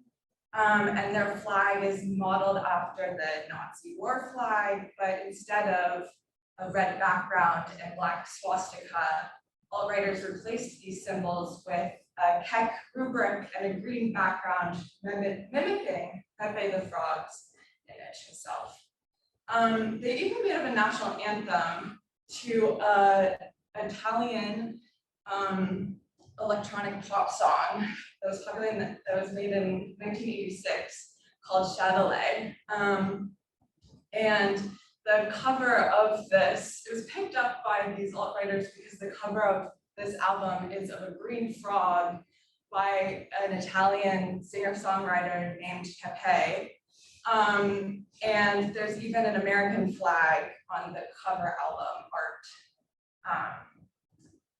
And you know, like where is this rabbit hole going? So this song was blasted from speakers during the 2021 storming of the US Capitol. And because imagery like strongly guided my investigation in this engraving, I was first transfixed by this, like the power that this child, this baby had over me. But I was also intrigued by the first words that stood out to me, which was the King of Rome, and the so-called King of Rome. And who was he? Like, who was the King of Rome? So going back to the words, firstly, c'est devant, which means from an earlier time and place, and implies some sort of loss of characteristic or attribute. This idea of context ties into the reading of this engraving as a meme, as something that is continually changing meaning and association with imagery.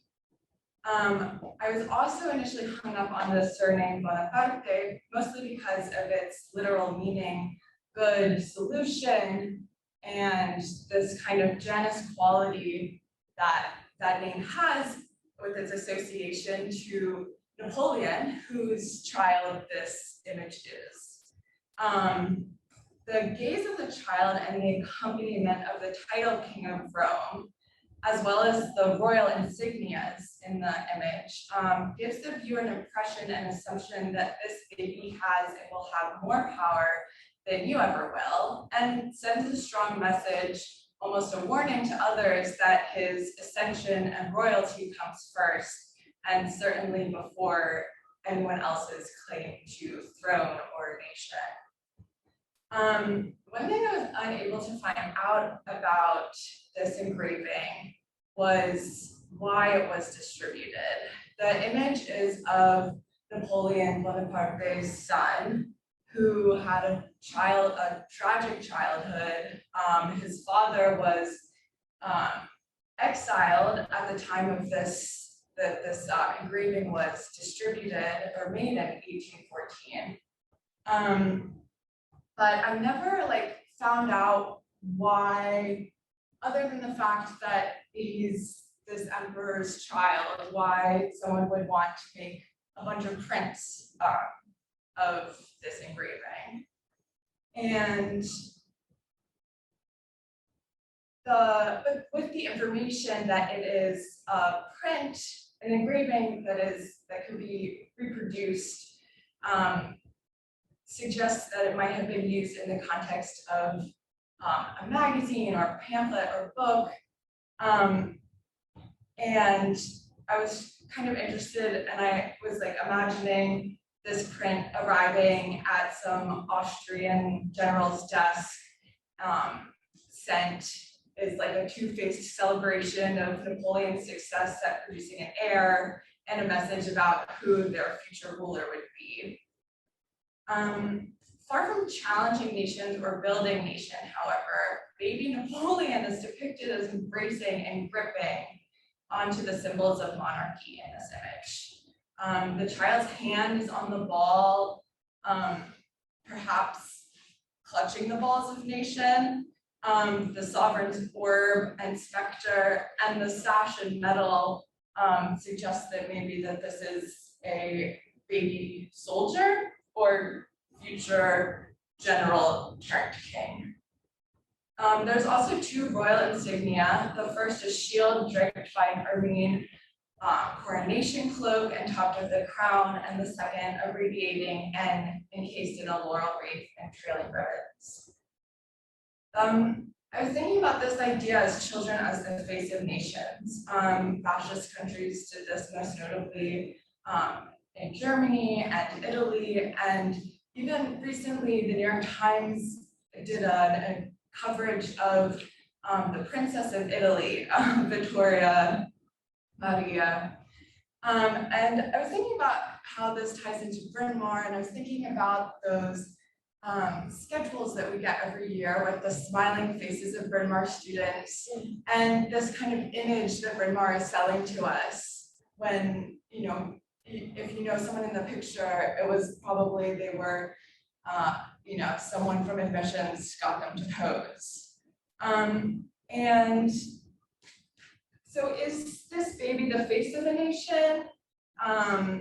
I'm not really sure. And I think that because Napoleon Sr. was exiled the year that this engraving was produced, like maybe the grip of his child onto nation is the last tie he has to any sense of his power position.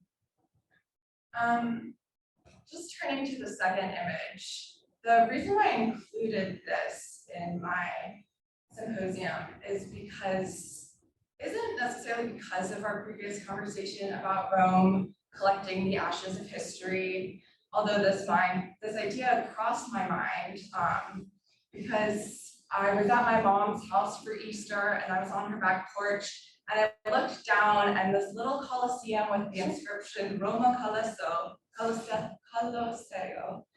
was staring right back at me with its bright, eye-catching illustration. And it took me back to a Rome trying to sell its image, perhaps its nation. And nothing about this particular depiction of the Colosseum is what I'd say meme-worthy, except maybe to Kimiye, who would be quick to call out the unrealistic natural background.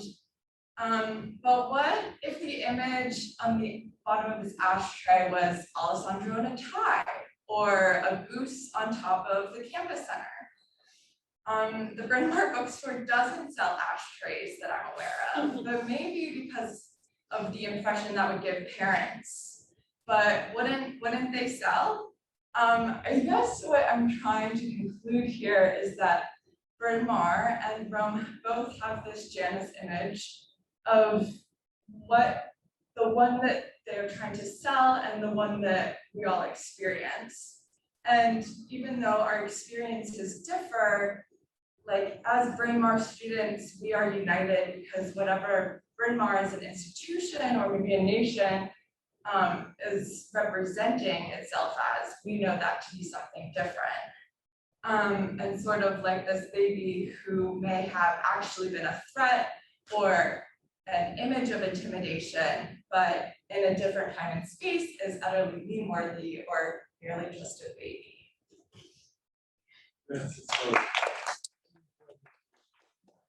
Just so much impacted what you said. Like I think we should all agree that this child is creepy. Like I think there's no, and I love the fact like no, he's clutching on the globe, like he's keeping these symbols of this regalia, the symbols of imperial power, the globe and the scepter, but in a sort of weirdly like lascivious, like nice, gentle way, which is absurd. But I think foster child. When we say foster child, you tapped into this perfect parallel between the Bryn Mawr Alumni Magazine photo cover and this, which is a souvenir, like something it's supposed to like exactly like the abstract. And what is a foster child? It's this kind of powerful meme that convinces you of one of the faces of Janus is the only face. And I love the fact that it's true that campus identity building is so close to nation building. like all the discourses that we have on nation building can really be used to analyze the folklore and mythology around and public image and architectural weird things that happen because of campus identity building. So like we're right now in a room and in a building that exists because of a certain decision to go towards a certain identity for Bryn Mawr, and we are in the presence of photographs that show what was the previous image of this campus. Like it's almost a sort of display of like we won. This is just, these are a display of our dead enemies. And in a way, it's so weird that this object is made in England, the enemy of the son in the time in which he was exiled in Italy. Amazing. Okay.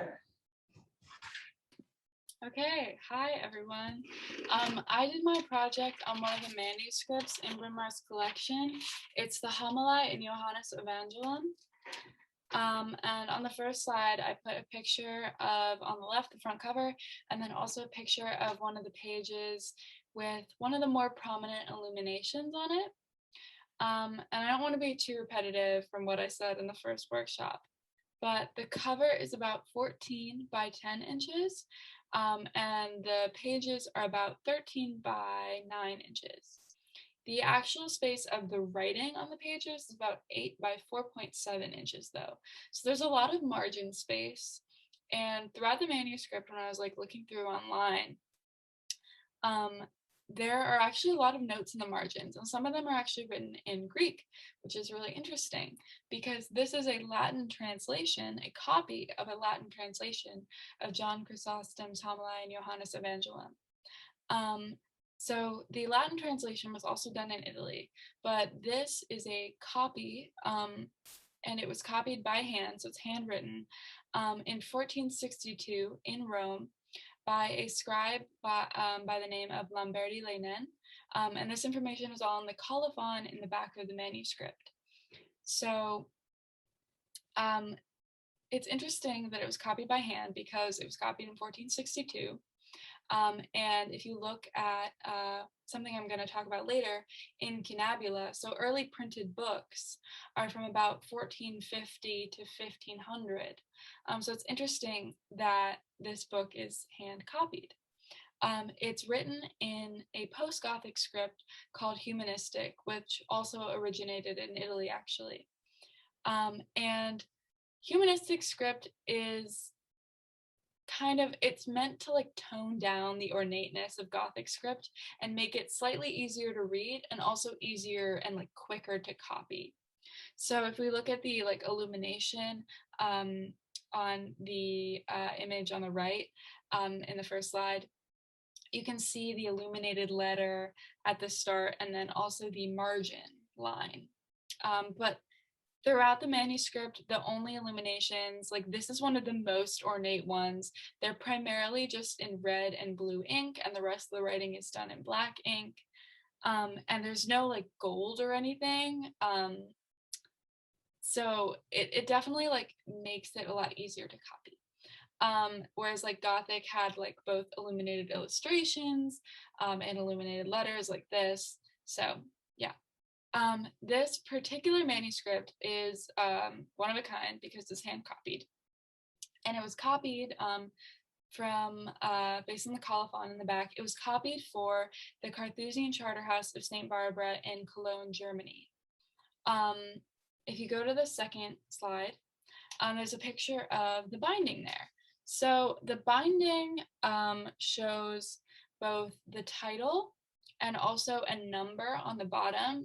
It's kind of hard to see. I'm really sorry. I could not find a more HD picture of the binding. But the number on the bottom says 35, which implies that there are at least 34 other books. So it was done likely to fit the rest of the library at the Charterhouse. There is a catalog of the archive of medieval books of this specific Charterhouse, and I found it online, but I unfortunately could not access it because I don't go to Stanford University, and I needed to log in as a Stanford student. So they were trying to keep it a secret from me, I guess. But I'm assuming that all of the other books in this collection, or at least this shelving collection, because I'm assuming that the number is based on like a specific shelf as well, is probably very similar since the binding was done for the Charterhouse. If we look at the patterns on the front and back cover, there are also a lot of Christian imagery. There's imagery of the mother and child. It's really hard to see because I could not get a zoomed in picture. There's also the pattern of diamonds, there are roses, and also some like moon imagery, specifically the crescent moon. And there are also latches on it, implying that it could be locked. And if you look at the bottom of it, there's also some lining of metal, which would imply that it was pretty heavily used and it was taken on and off of the shelves enough that they were worried about damage. And I would say, since it seems to be like in theme with the rest of the brass metal pieces on the book, it was likely made that way, like not after it was like wear and tear. Which also would imply that probably the rest of the books in this specific shelving collection also had this like brass plating on the bottom to protect them. And this kind of, leads into the research I did. So I looked into Goodhart's private collection. So Howard L. Goodhart, the Goodhart that Goodhart Auditorium is named after, had an extensive collection of incunabula, early printed books, specifically 15th century European incunabula. Well, all incunabula are 15th century, but if we go to the third slide, you can see the catalog title that was actually done by Phyllis Goodhart, his daughter. So Goodhart bought this specific manuscript in 1935, and he donated it 1 year before his death in 1950 to Bryn Mawr. Interestingly enough, if you go to the Wikipedia page for incunabula, and you go down to the bottom, there's a list of the places that have the most extensive incunabula collections, and Bryn Mawr is actually on that list. And 95% of the incunabula that Bryn Mawr has were donated by Howard L. Goodhart, and he didn't even donate all of them, which is just interesting. This manuscript, though, is actually not an incunabula because it's handwritten. So this was kind of my first question when I was looking at this, and I was like, why would he buy this? Why would he add it to his collection?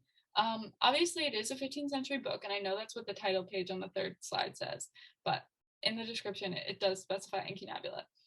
So this specific manuscript is actually not listed in this catalog, which I was slightly disappointed to see, but I was also interested.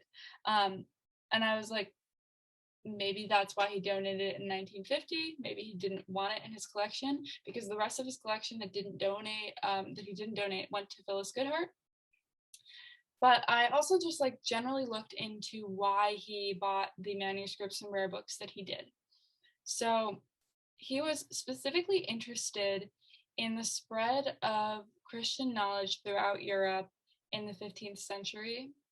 And like I said, after his death, he donated a lot of his collection to Bryn Mawr, but the rest of it went to Phyllis Goodhart. So Phyllis Goodhart is actually, she was a Bryn Mawr graduate, and she was a pretty prominent Renaissance historian. And when I was looking into why Goodhart started collecting these, other than just like personal interest, he actually started collecting 15th century books because of Phyllis Goodhart, to help like further her resources and education in Renaissance history, which I thought was very interesting.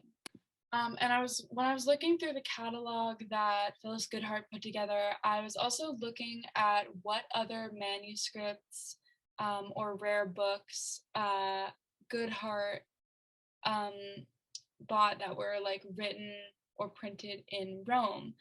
So there are a collection of 25 editions of specific books that were printed in Rome between 1468 and 1475. There are a numerous amount of other humanistic script incunabula, and so it seems like a lot, and there were a lot also specifically from Venice, which I thought was very interesting.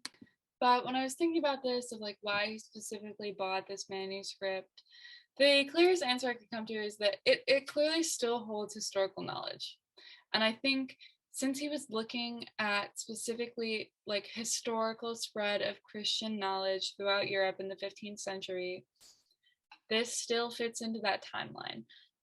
So it still was meaningful to his collection, even if it wasn't part of like his specific like cataloged collection of incunabula. It still was like a puzzle piece in this timeline that he was putting together of the spread of Christian knowledge.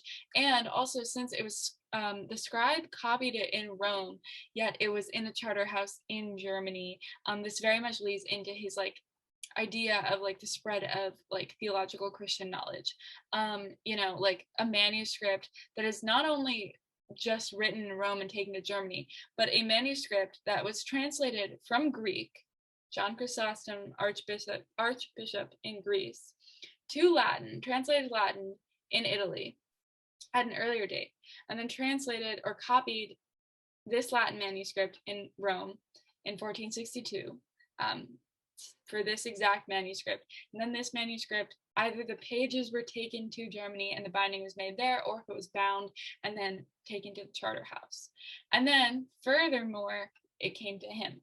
So, you know, but like, obviously that's not part of that timeline. But like this timeline of like the original Greek writing to the charter house in Germany, it still very much fits into this historical timeline that Goodhart was like interested in. Oh, and also, I looked to see if I could find any other manuscripts that were done by the same scribe of the name Lamberti-Leinen, and I could not, which I didn't really expect to be honest, but I just thought that was an interesting thing. Yes. All right. So, my presentation is on the book cover panel with Christ trampling the lion and ass. And it was produced in 1858, and it's a replica of the original 9th century or 10th century piece. There's little information on when, how, and why Bryn Mawr acquired it. So I'll be discussing what it is, how Bryn Mawr has categorized and described it, and what it is a replica of, as well as the nature of replication in objects like this. So what it is that is a fictile ivory plaster cast created in 1858, and fictile ivories are plaster cast replicas of objects specifically carved from ivory, and fictile means capable of being molded or of replicating to a potter. And I think it's interesting that this word fictile is not so much like fiction. There must be like a similar root there. And then the only information that Bryn Mawr archives provide about the acquisition of this object is that it was a gift from Harvard College. So it sort of bridges the two colleges for some reason. And in terms of the uniqueness of this object to the collection, it's pretty common to see objects like this in Bryn Mawr's archives. There's it's archived under the fictile ivories portfolio, which contains 668 records. So it's in a sea of many others similar to it. Bryn Mawr does list one bibliography for the object, and that is the descriptive catalog of the fictile ivories in the South Kensington Museum from 1878, which kind of implies that maybe that's where it was housed before Bryn Mawr got it, but it's not entirely clear. So what it's a replica of is the original is a book cover. It's the back cover of the Lorsch Gospels, which were produced somewhere around 810. The Lorsch Gospels are also known as the Codex Aureus of Lorsch, and it's an illuminated manuscript gospel book. And it's Carolingian, which was a dynasty that I never heard of, but was apparently in Western Europe for about 100 years. And it was a Frankish noble family founded by Charles Martel, and they ruled in the early Middle Ages. And this book of Gospels was from Charlemagne's court school or palace school. And what's interesting about the history of this object was that the original manuscript was split into split into parts, and the ivory covers on the sides were removed to make it easier to sell after it was stolen. And so the book was kind of dismantled. And so where that leaves us is many degrees of separation from the original object, because what we have is a replica of the back cover of a book that no longer is a book, of something that existed long ago. And so with this nature of the replica really separates us from the original object, because as we've talked about in this class, replication is not quite preservation. Because what replication does, what a reproduction is freezing an original object in time and maybe in a state of decay, but never in its original form, and kind of excluding any story that it has or will have in the future. And if you think about like our conversations about the Colosseum that Storey brought up, reproduction doesn't include that dust or that ash that's settled on to the object. It removes that sort of part of its history, and it doesn't, it becomes its own part of history, like the history of the object branches off, and the replica becomes its own. Starts to have its own history. So the panels that we're seeing here are depicting scenes from the life of Christ, and the original is now held in the Vatican Library, but and it's an ivory relief, which is a type of sculpture where the elements remain attached to a solid background of the same material. So what we're looking at is 3 segments, really, like it was created with 3 different ideas. At the top, we have 2 angels who are touching, who are holding a Greek cross, and it's very symmetrical, and they're looking away. And what that does is it draws your eyes into that sort of central cross, which celebrates and communicates Christianity, but it also draws our eyes away because the symmetry is not super interesting, and also the image is moving outwards. And what that does is communicate that that's not the focal point of the piece. What is the focal point is that middle section, which is of Christ and 2 archangels on either side.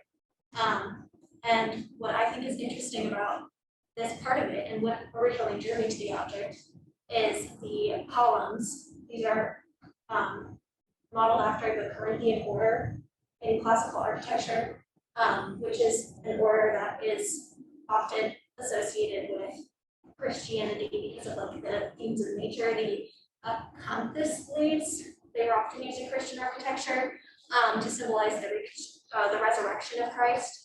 And so that answered my question about like, why are there these columns here? Christ never would have been around architecture like this. Why is this here? And what we see is Christ holding a book, standing on 2 animals, a lion and a snake, that are at his feet. And he's kind of in a sort of passive position. He's not like stomping out the animals or, I don't know, hurting them in an active way. And we have the archangels on either side. And I'll come back to that idea of him standing on the animals. And the archangels on either side they're not symmetrical necessarily, but there is a sort of symmetry. Their architecture is less complex. They don't have the columns, or if they do, they're hidden behind their wings. There's not that sort of framing in the same way. They sort of act as another element of framing to frame the image of Christ. And then the bottom section is a nativity scene, as well as the annunciation to the shepherds. So it's sort of telling the story of the birth of Christ. And yeah, so one of the things that really drew me to this object was the story of Christ trampling the beast. I've never seen that depicted in art like this from this era. I had never come across it, and I was like, what is this? And what it is a biblical reference that was occasionally used in late antique and early medieval art, but it was never a very common motif. And the iconography derives from Psalm 91, which is the asp and the basilisk you will trample underfoot, you will tread on the lion and the dragon.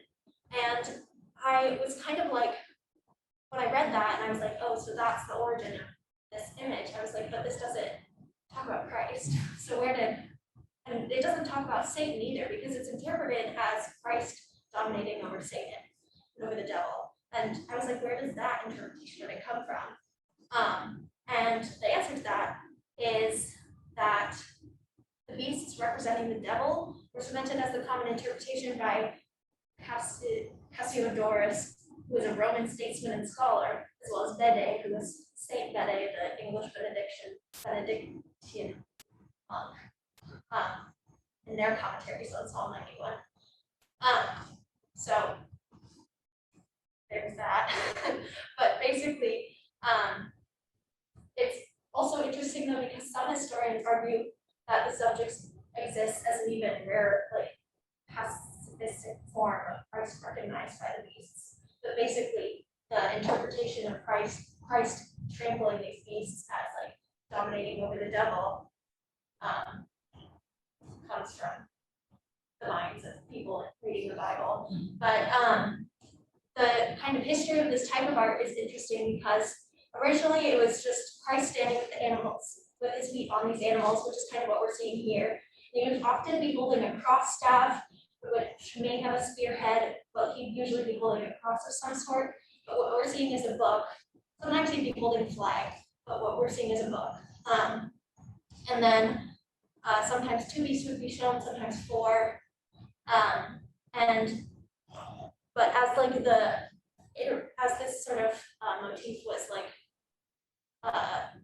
as the iterations went on, it became more and more aggressive. You would see Christ sort of like descending onto the beasts and stabbing them with the spear, and it would be a lot more violent than what we're seeing. And that brings us back to the original idea of it being very like passive. Though he's the focal point of the piece, his life story is the focal point, he's in a quite passive and like peaceful position. So yeah. Wonderful. I assume, like the first time I saw this, it was a saint. It's always in the lives of saints that you see, like, and they killed the lion and killed the serpent and killed the dragon, because it's all allegorical of like defeating brute force, defeating irrationality, defeating sin and whatever. Seeing Christ doing that, it's so interesting. And the philological analysis that he did in this moment, like from the Bible, but really not from the Bible, from the series of people, contrasts wonderfully with what Storey was reconstructing, not this kind of like, how does nation building work, and how can we think of Rome as capital, working into that, or feeling it as a victim. And instead, the Romanness, like Venerable Bede in England, Charlemagne in Aquisgrana, founding the sacred Roman Empire, the Holy Roman Empire, and Cassiodorus, like these people that are nothing to do with Italy, were in geographical locations or literature, they all would feel Roman at the time. So in the Middle Ages, there's a lot of like Romanness that is not related to Rome at all, and that shows you how we actually can use Rome to blur the idea of nation building, nationalness. And I wanted to share with you all. I don't think I did. Did we see a clip from the West Wing in class? No, right? Like there was a moment in the West Wing, this very nation building kind of TV show in America, very comforting and kind of like old style democratic and image of America, in which Jeff Bartlett, the president, quotes Latin. It says, "Ciro sumat sum," I am a Roman citizen, to justify his idea of like I should bomb, I don't remember which country, because they attacked one American. It was like, back in the day when you were Roman, and so completely overlaps Americanness and Romanness, and this idea of global power of Romanness. Wherever you are, you're Roman, as long as you can quote Latin, which again connects with the idea of like, that Lily was talking about, traveling to Rome in order to acquire some authority that Rome just gives you. And I love the fact that, this plaster cast is like, it's medieval, it's quintessential medieval art. But the reproduction, the idea of like the great idea that Elise shared with us, which is reproduction is not preservation. It's not something that we've always known and not something that everyone agrees upon. Back in the mid-20th century, a lot of people thought there was this enthusiasm of the facility, the easiness of reproduction made so many libraries just microfilm everything. And nice story that I want to share with you before we move to Christina's last lecture.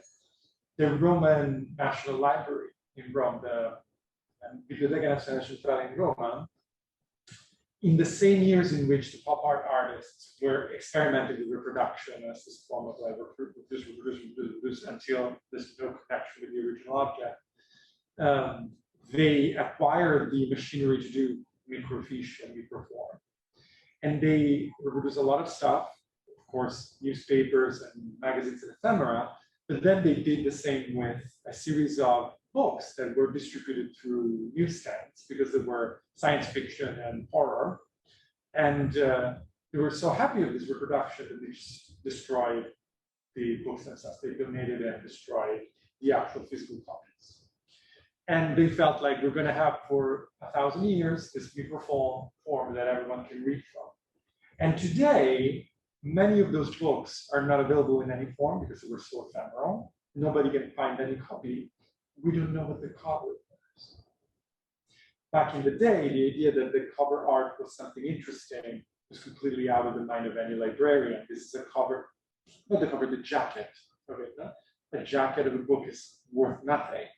Today, for collectors, that's the most, like a book of that series with the jacket costs 10,000 euros more than one without. And what is the key point? What Elise said, which is you can freeze a moment in time for production. You cannot freeze anything about the object. There's something more totemic, mystic about preservation that goes beyond the ability of seeing or the ability of imagining what it was like. Plaster cast sounds like the name. Come on. Yes, or like a rock band.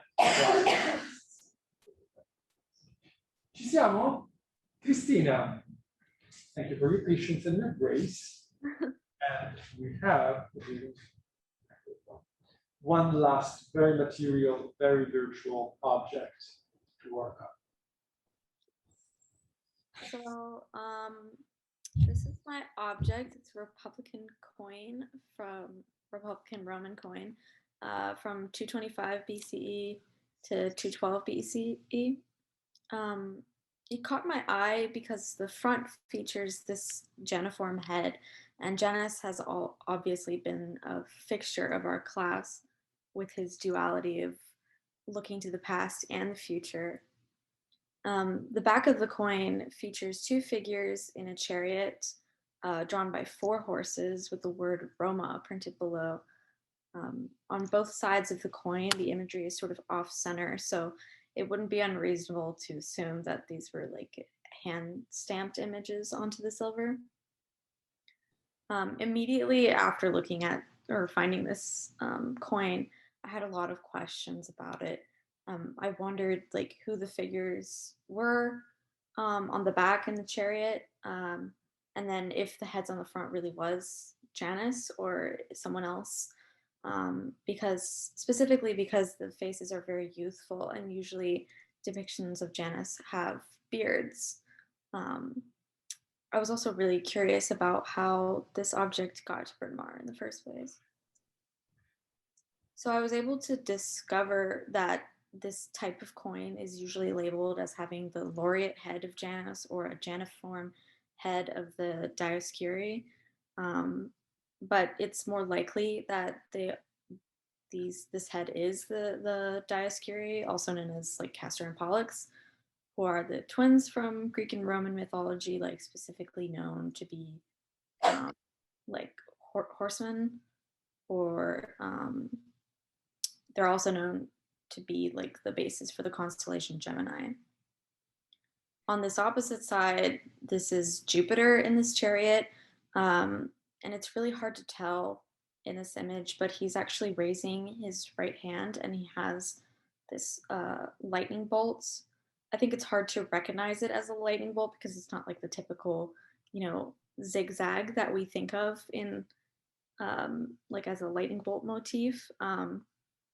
But that's how you can tell. It looks a little more like a natural lightning bolt. And then the driver of the chariot is Victory or Nike, and this figure has wings, so that's why it's we can tell it's Nike.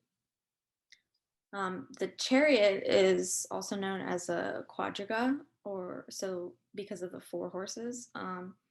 So the coin is also known as a quadrigatus as well as a didrachma. There wasn't a lot of like concrete information about this type of coin, especially because a lot of the sources that I found were sort of very suspicious websites that could be legit or not, or there was a lot of like conflicting information about the coins. One was particularly that, was that it was made. These coins were made specifically for commerce with Greek cities because it's very similar to Greek coinage of the time, and this Roma label on the bottom of the back of the coin was what distinguished it from Greek coinage. Also, Castor and Pollux and Jupiter or Zeus and Nike are also like corresponding Greek gods or Greek mythological figures. So that's where there's a little bit of like overlapping information. Also, it was said in one of the sources that I found that this coin was used to pay legionaries who fought for the Roman Republic during the Second Punic War. But again, that's sort of to be taken with a grain of salt because of how suspicious the sites were. A lot of the sites were also selling Roman coins. So this is not actually that rare of a type of coin. I wasn't sure if it was or not because I couldn't find coins that specifically showed the heads of Janus. So at first I wasn't sure if it was a rare coin or not, but it's actually not because there's a lot of them listed on websites. So in terms of our class discussion, a coin is like a cultural palimpsest in that coins are somewhat of a universal like object, and they're constantly being replicated and reproduced. This particular coin, we couldn't use it to pay for anything today, but the object still holds the value that it did in the past, even though that value has been transferred to a more modern standard. Coins like this is also like the first way we can interact with a city. So in one of our earlier discussions in this class, we talked about Rome sounding like to roam, R-O-A-M, and we talked about roaming a city as the best way to feel like you're actually part of it. We can also roam a city by using currency to interact with our surroundings. Even before we even get to a city, we have to exchange our money for their money. So it's kind of, coins are like the first point of assimilation into a new country. They also tend to represent, or they're an interesting representation of nostalgia because coins don't really deteriorate much over time the way some other artifacts might. And they often depict people on them that can place them in a specific time and place. I can remember when I was young, in my like first childhood home, I was digging in my backyard and me and my sister dug up some really old coins, and it was like finding treasure. So if you consider like all the coins dug up in backyards or like thrown into fountains for wishes, there must be like so many different types of coins from different time periods that are all pieces of the past, maybe even wishing for the future if you consider the coins in fountains. So I think in this way, Janus on a coin would be very appropriate, even if this is Castor and Pollux, and that doesn't really apply. Next slide, please. Okay, so this particular coin was part of a collection of Roman coins given to Bryn Mawr by Eileen Abiturli Boyce, and coins were her specialty. There wasn't too much information online about her and no photographs whatsoever, but I was able to find her file in special collections, and from that, I was able to find that she was a graduate student at Bryn Mawr from 1927 to 1930, majoring in Latin and minoring in French and Hellenistic studies. And she also got her doctorate at Bryn Mawr, I think in 1932. Lily Ross Taylor was dean of the graduate school and the first female fellow at the American Academy of Rome. And Lily Ross Taylor was Aileen's professor throughout her years at Bryn Mawr. And she's who Aileen gave the coins to Bryn Mawr in honor of as one of her students. And they seem to be pretty close based on the letters in Aileen's files. And Aileen even went on to have a fellowship at the American Academy in Rome as well. So this picture on the left is one of the letters from her file, which I'm assuming is from Lily Ross Taylor, because there's actually another one that was from a few days after this letter that Aileen wrote back to her to a LRT. And both letters mention the coin collection, but this one in particular. So I'm not sure if you can read the whole letter, but I'll read a little part of it. So Lily Ross Taylor says to Aileen, "If you decide to give them now, Mr. Carpenter thinks he will arrange for a special case for them. He says he goes up now to look at them every day. The students have also been looking at them with great pleasure. Last week, I led the first part of the seminary up there and made Marie Spence responsible for guiding us in the discussion. She had done a great deal of work beforehand. Before you telephoned, I had already arranged to have the freshmen meet me in the library so that we could look at them on Monday. And they also enjoyed the site." So the first thing that I sort of noticed in the letter, just as a small aside, is that the letter mentions Mr. Carpenter and Miss McBride, and that was very Carpenter as in Carpenter Library, Carpenter, and McBride as in McBride Scholars. So that was very interesting to me. Another thing that's kind of funny about this letter is that it was written on May 13th, 1952.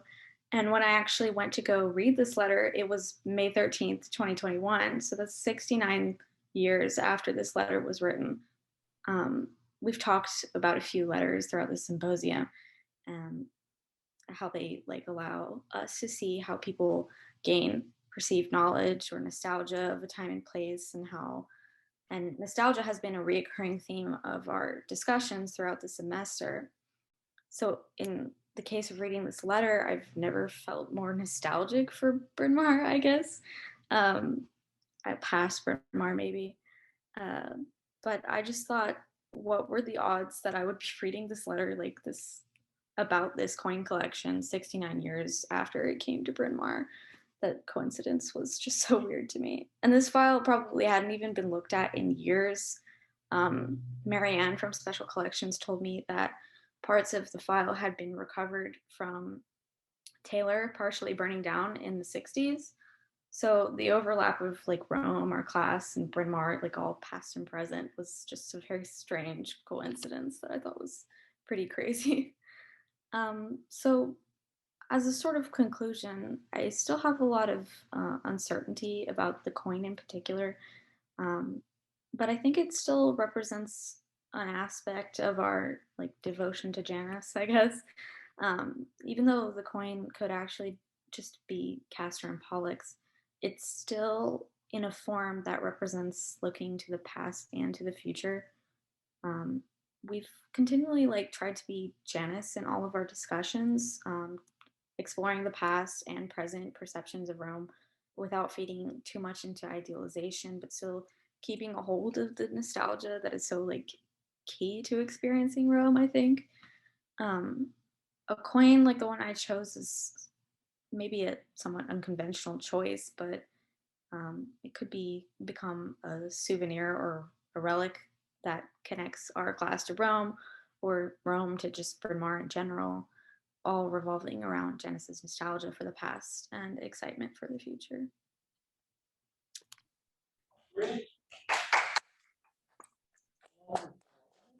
I mean, who cares, no? If the numismatics archaeologists say this is not really Janus, this is Castrum Pollux. It looks like Janus, and we saw before the columns, the Corinthian columns being in the background of Jesus Christ. Everything goes, and those columns are also there because of spolia, like in Santa Maria in Trastevere, as we read, we find Roman capitals reused this way. So in a way, we can do a spolia of this relic of the coin that is here, and appropriate it in this creative way to be our Janus. This is wonderful. Okay, I'm very, very happy you guys did exactly what I asked you to do, which is using these objects as sort of keyboards to either moments in history, specific moments in history, data that is acquired from the archive, or connections, associations, people related to Bryn Mawr, people related to Rome. This is exactly the way in which an archive should work in a class like this.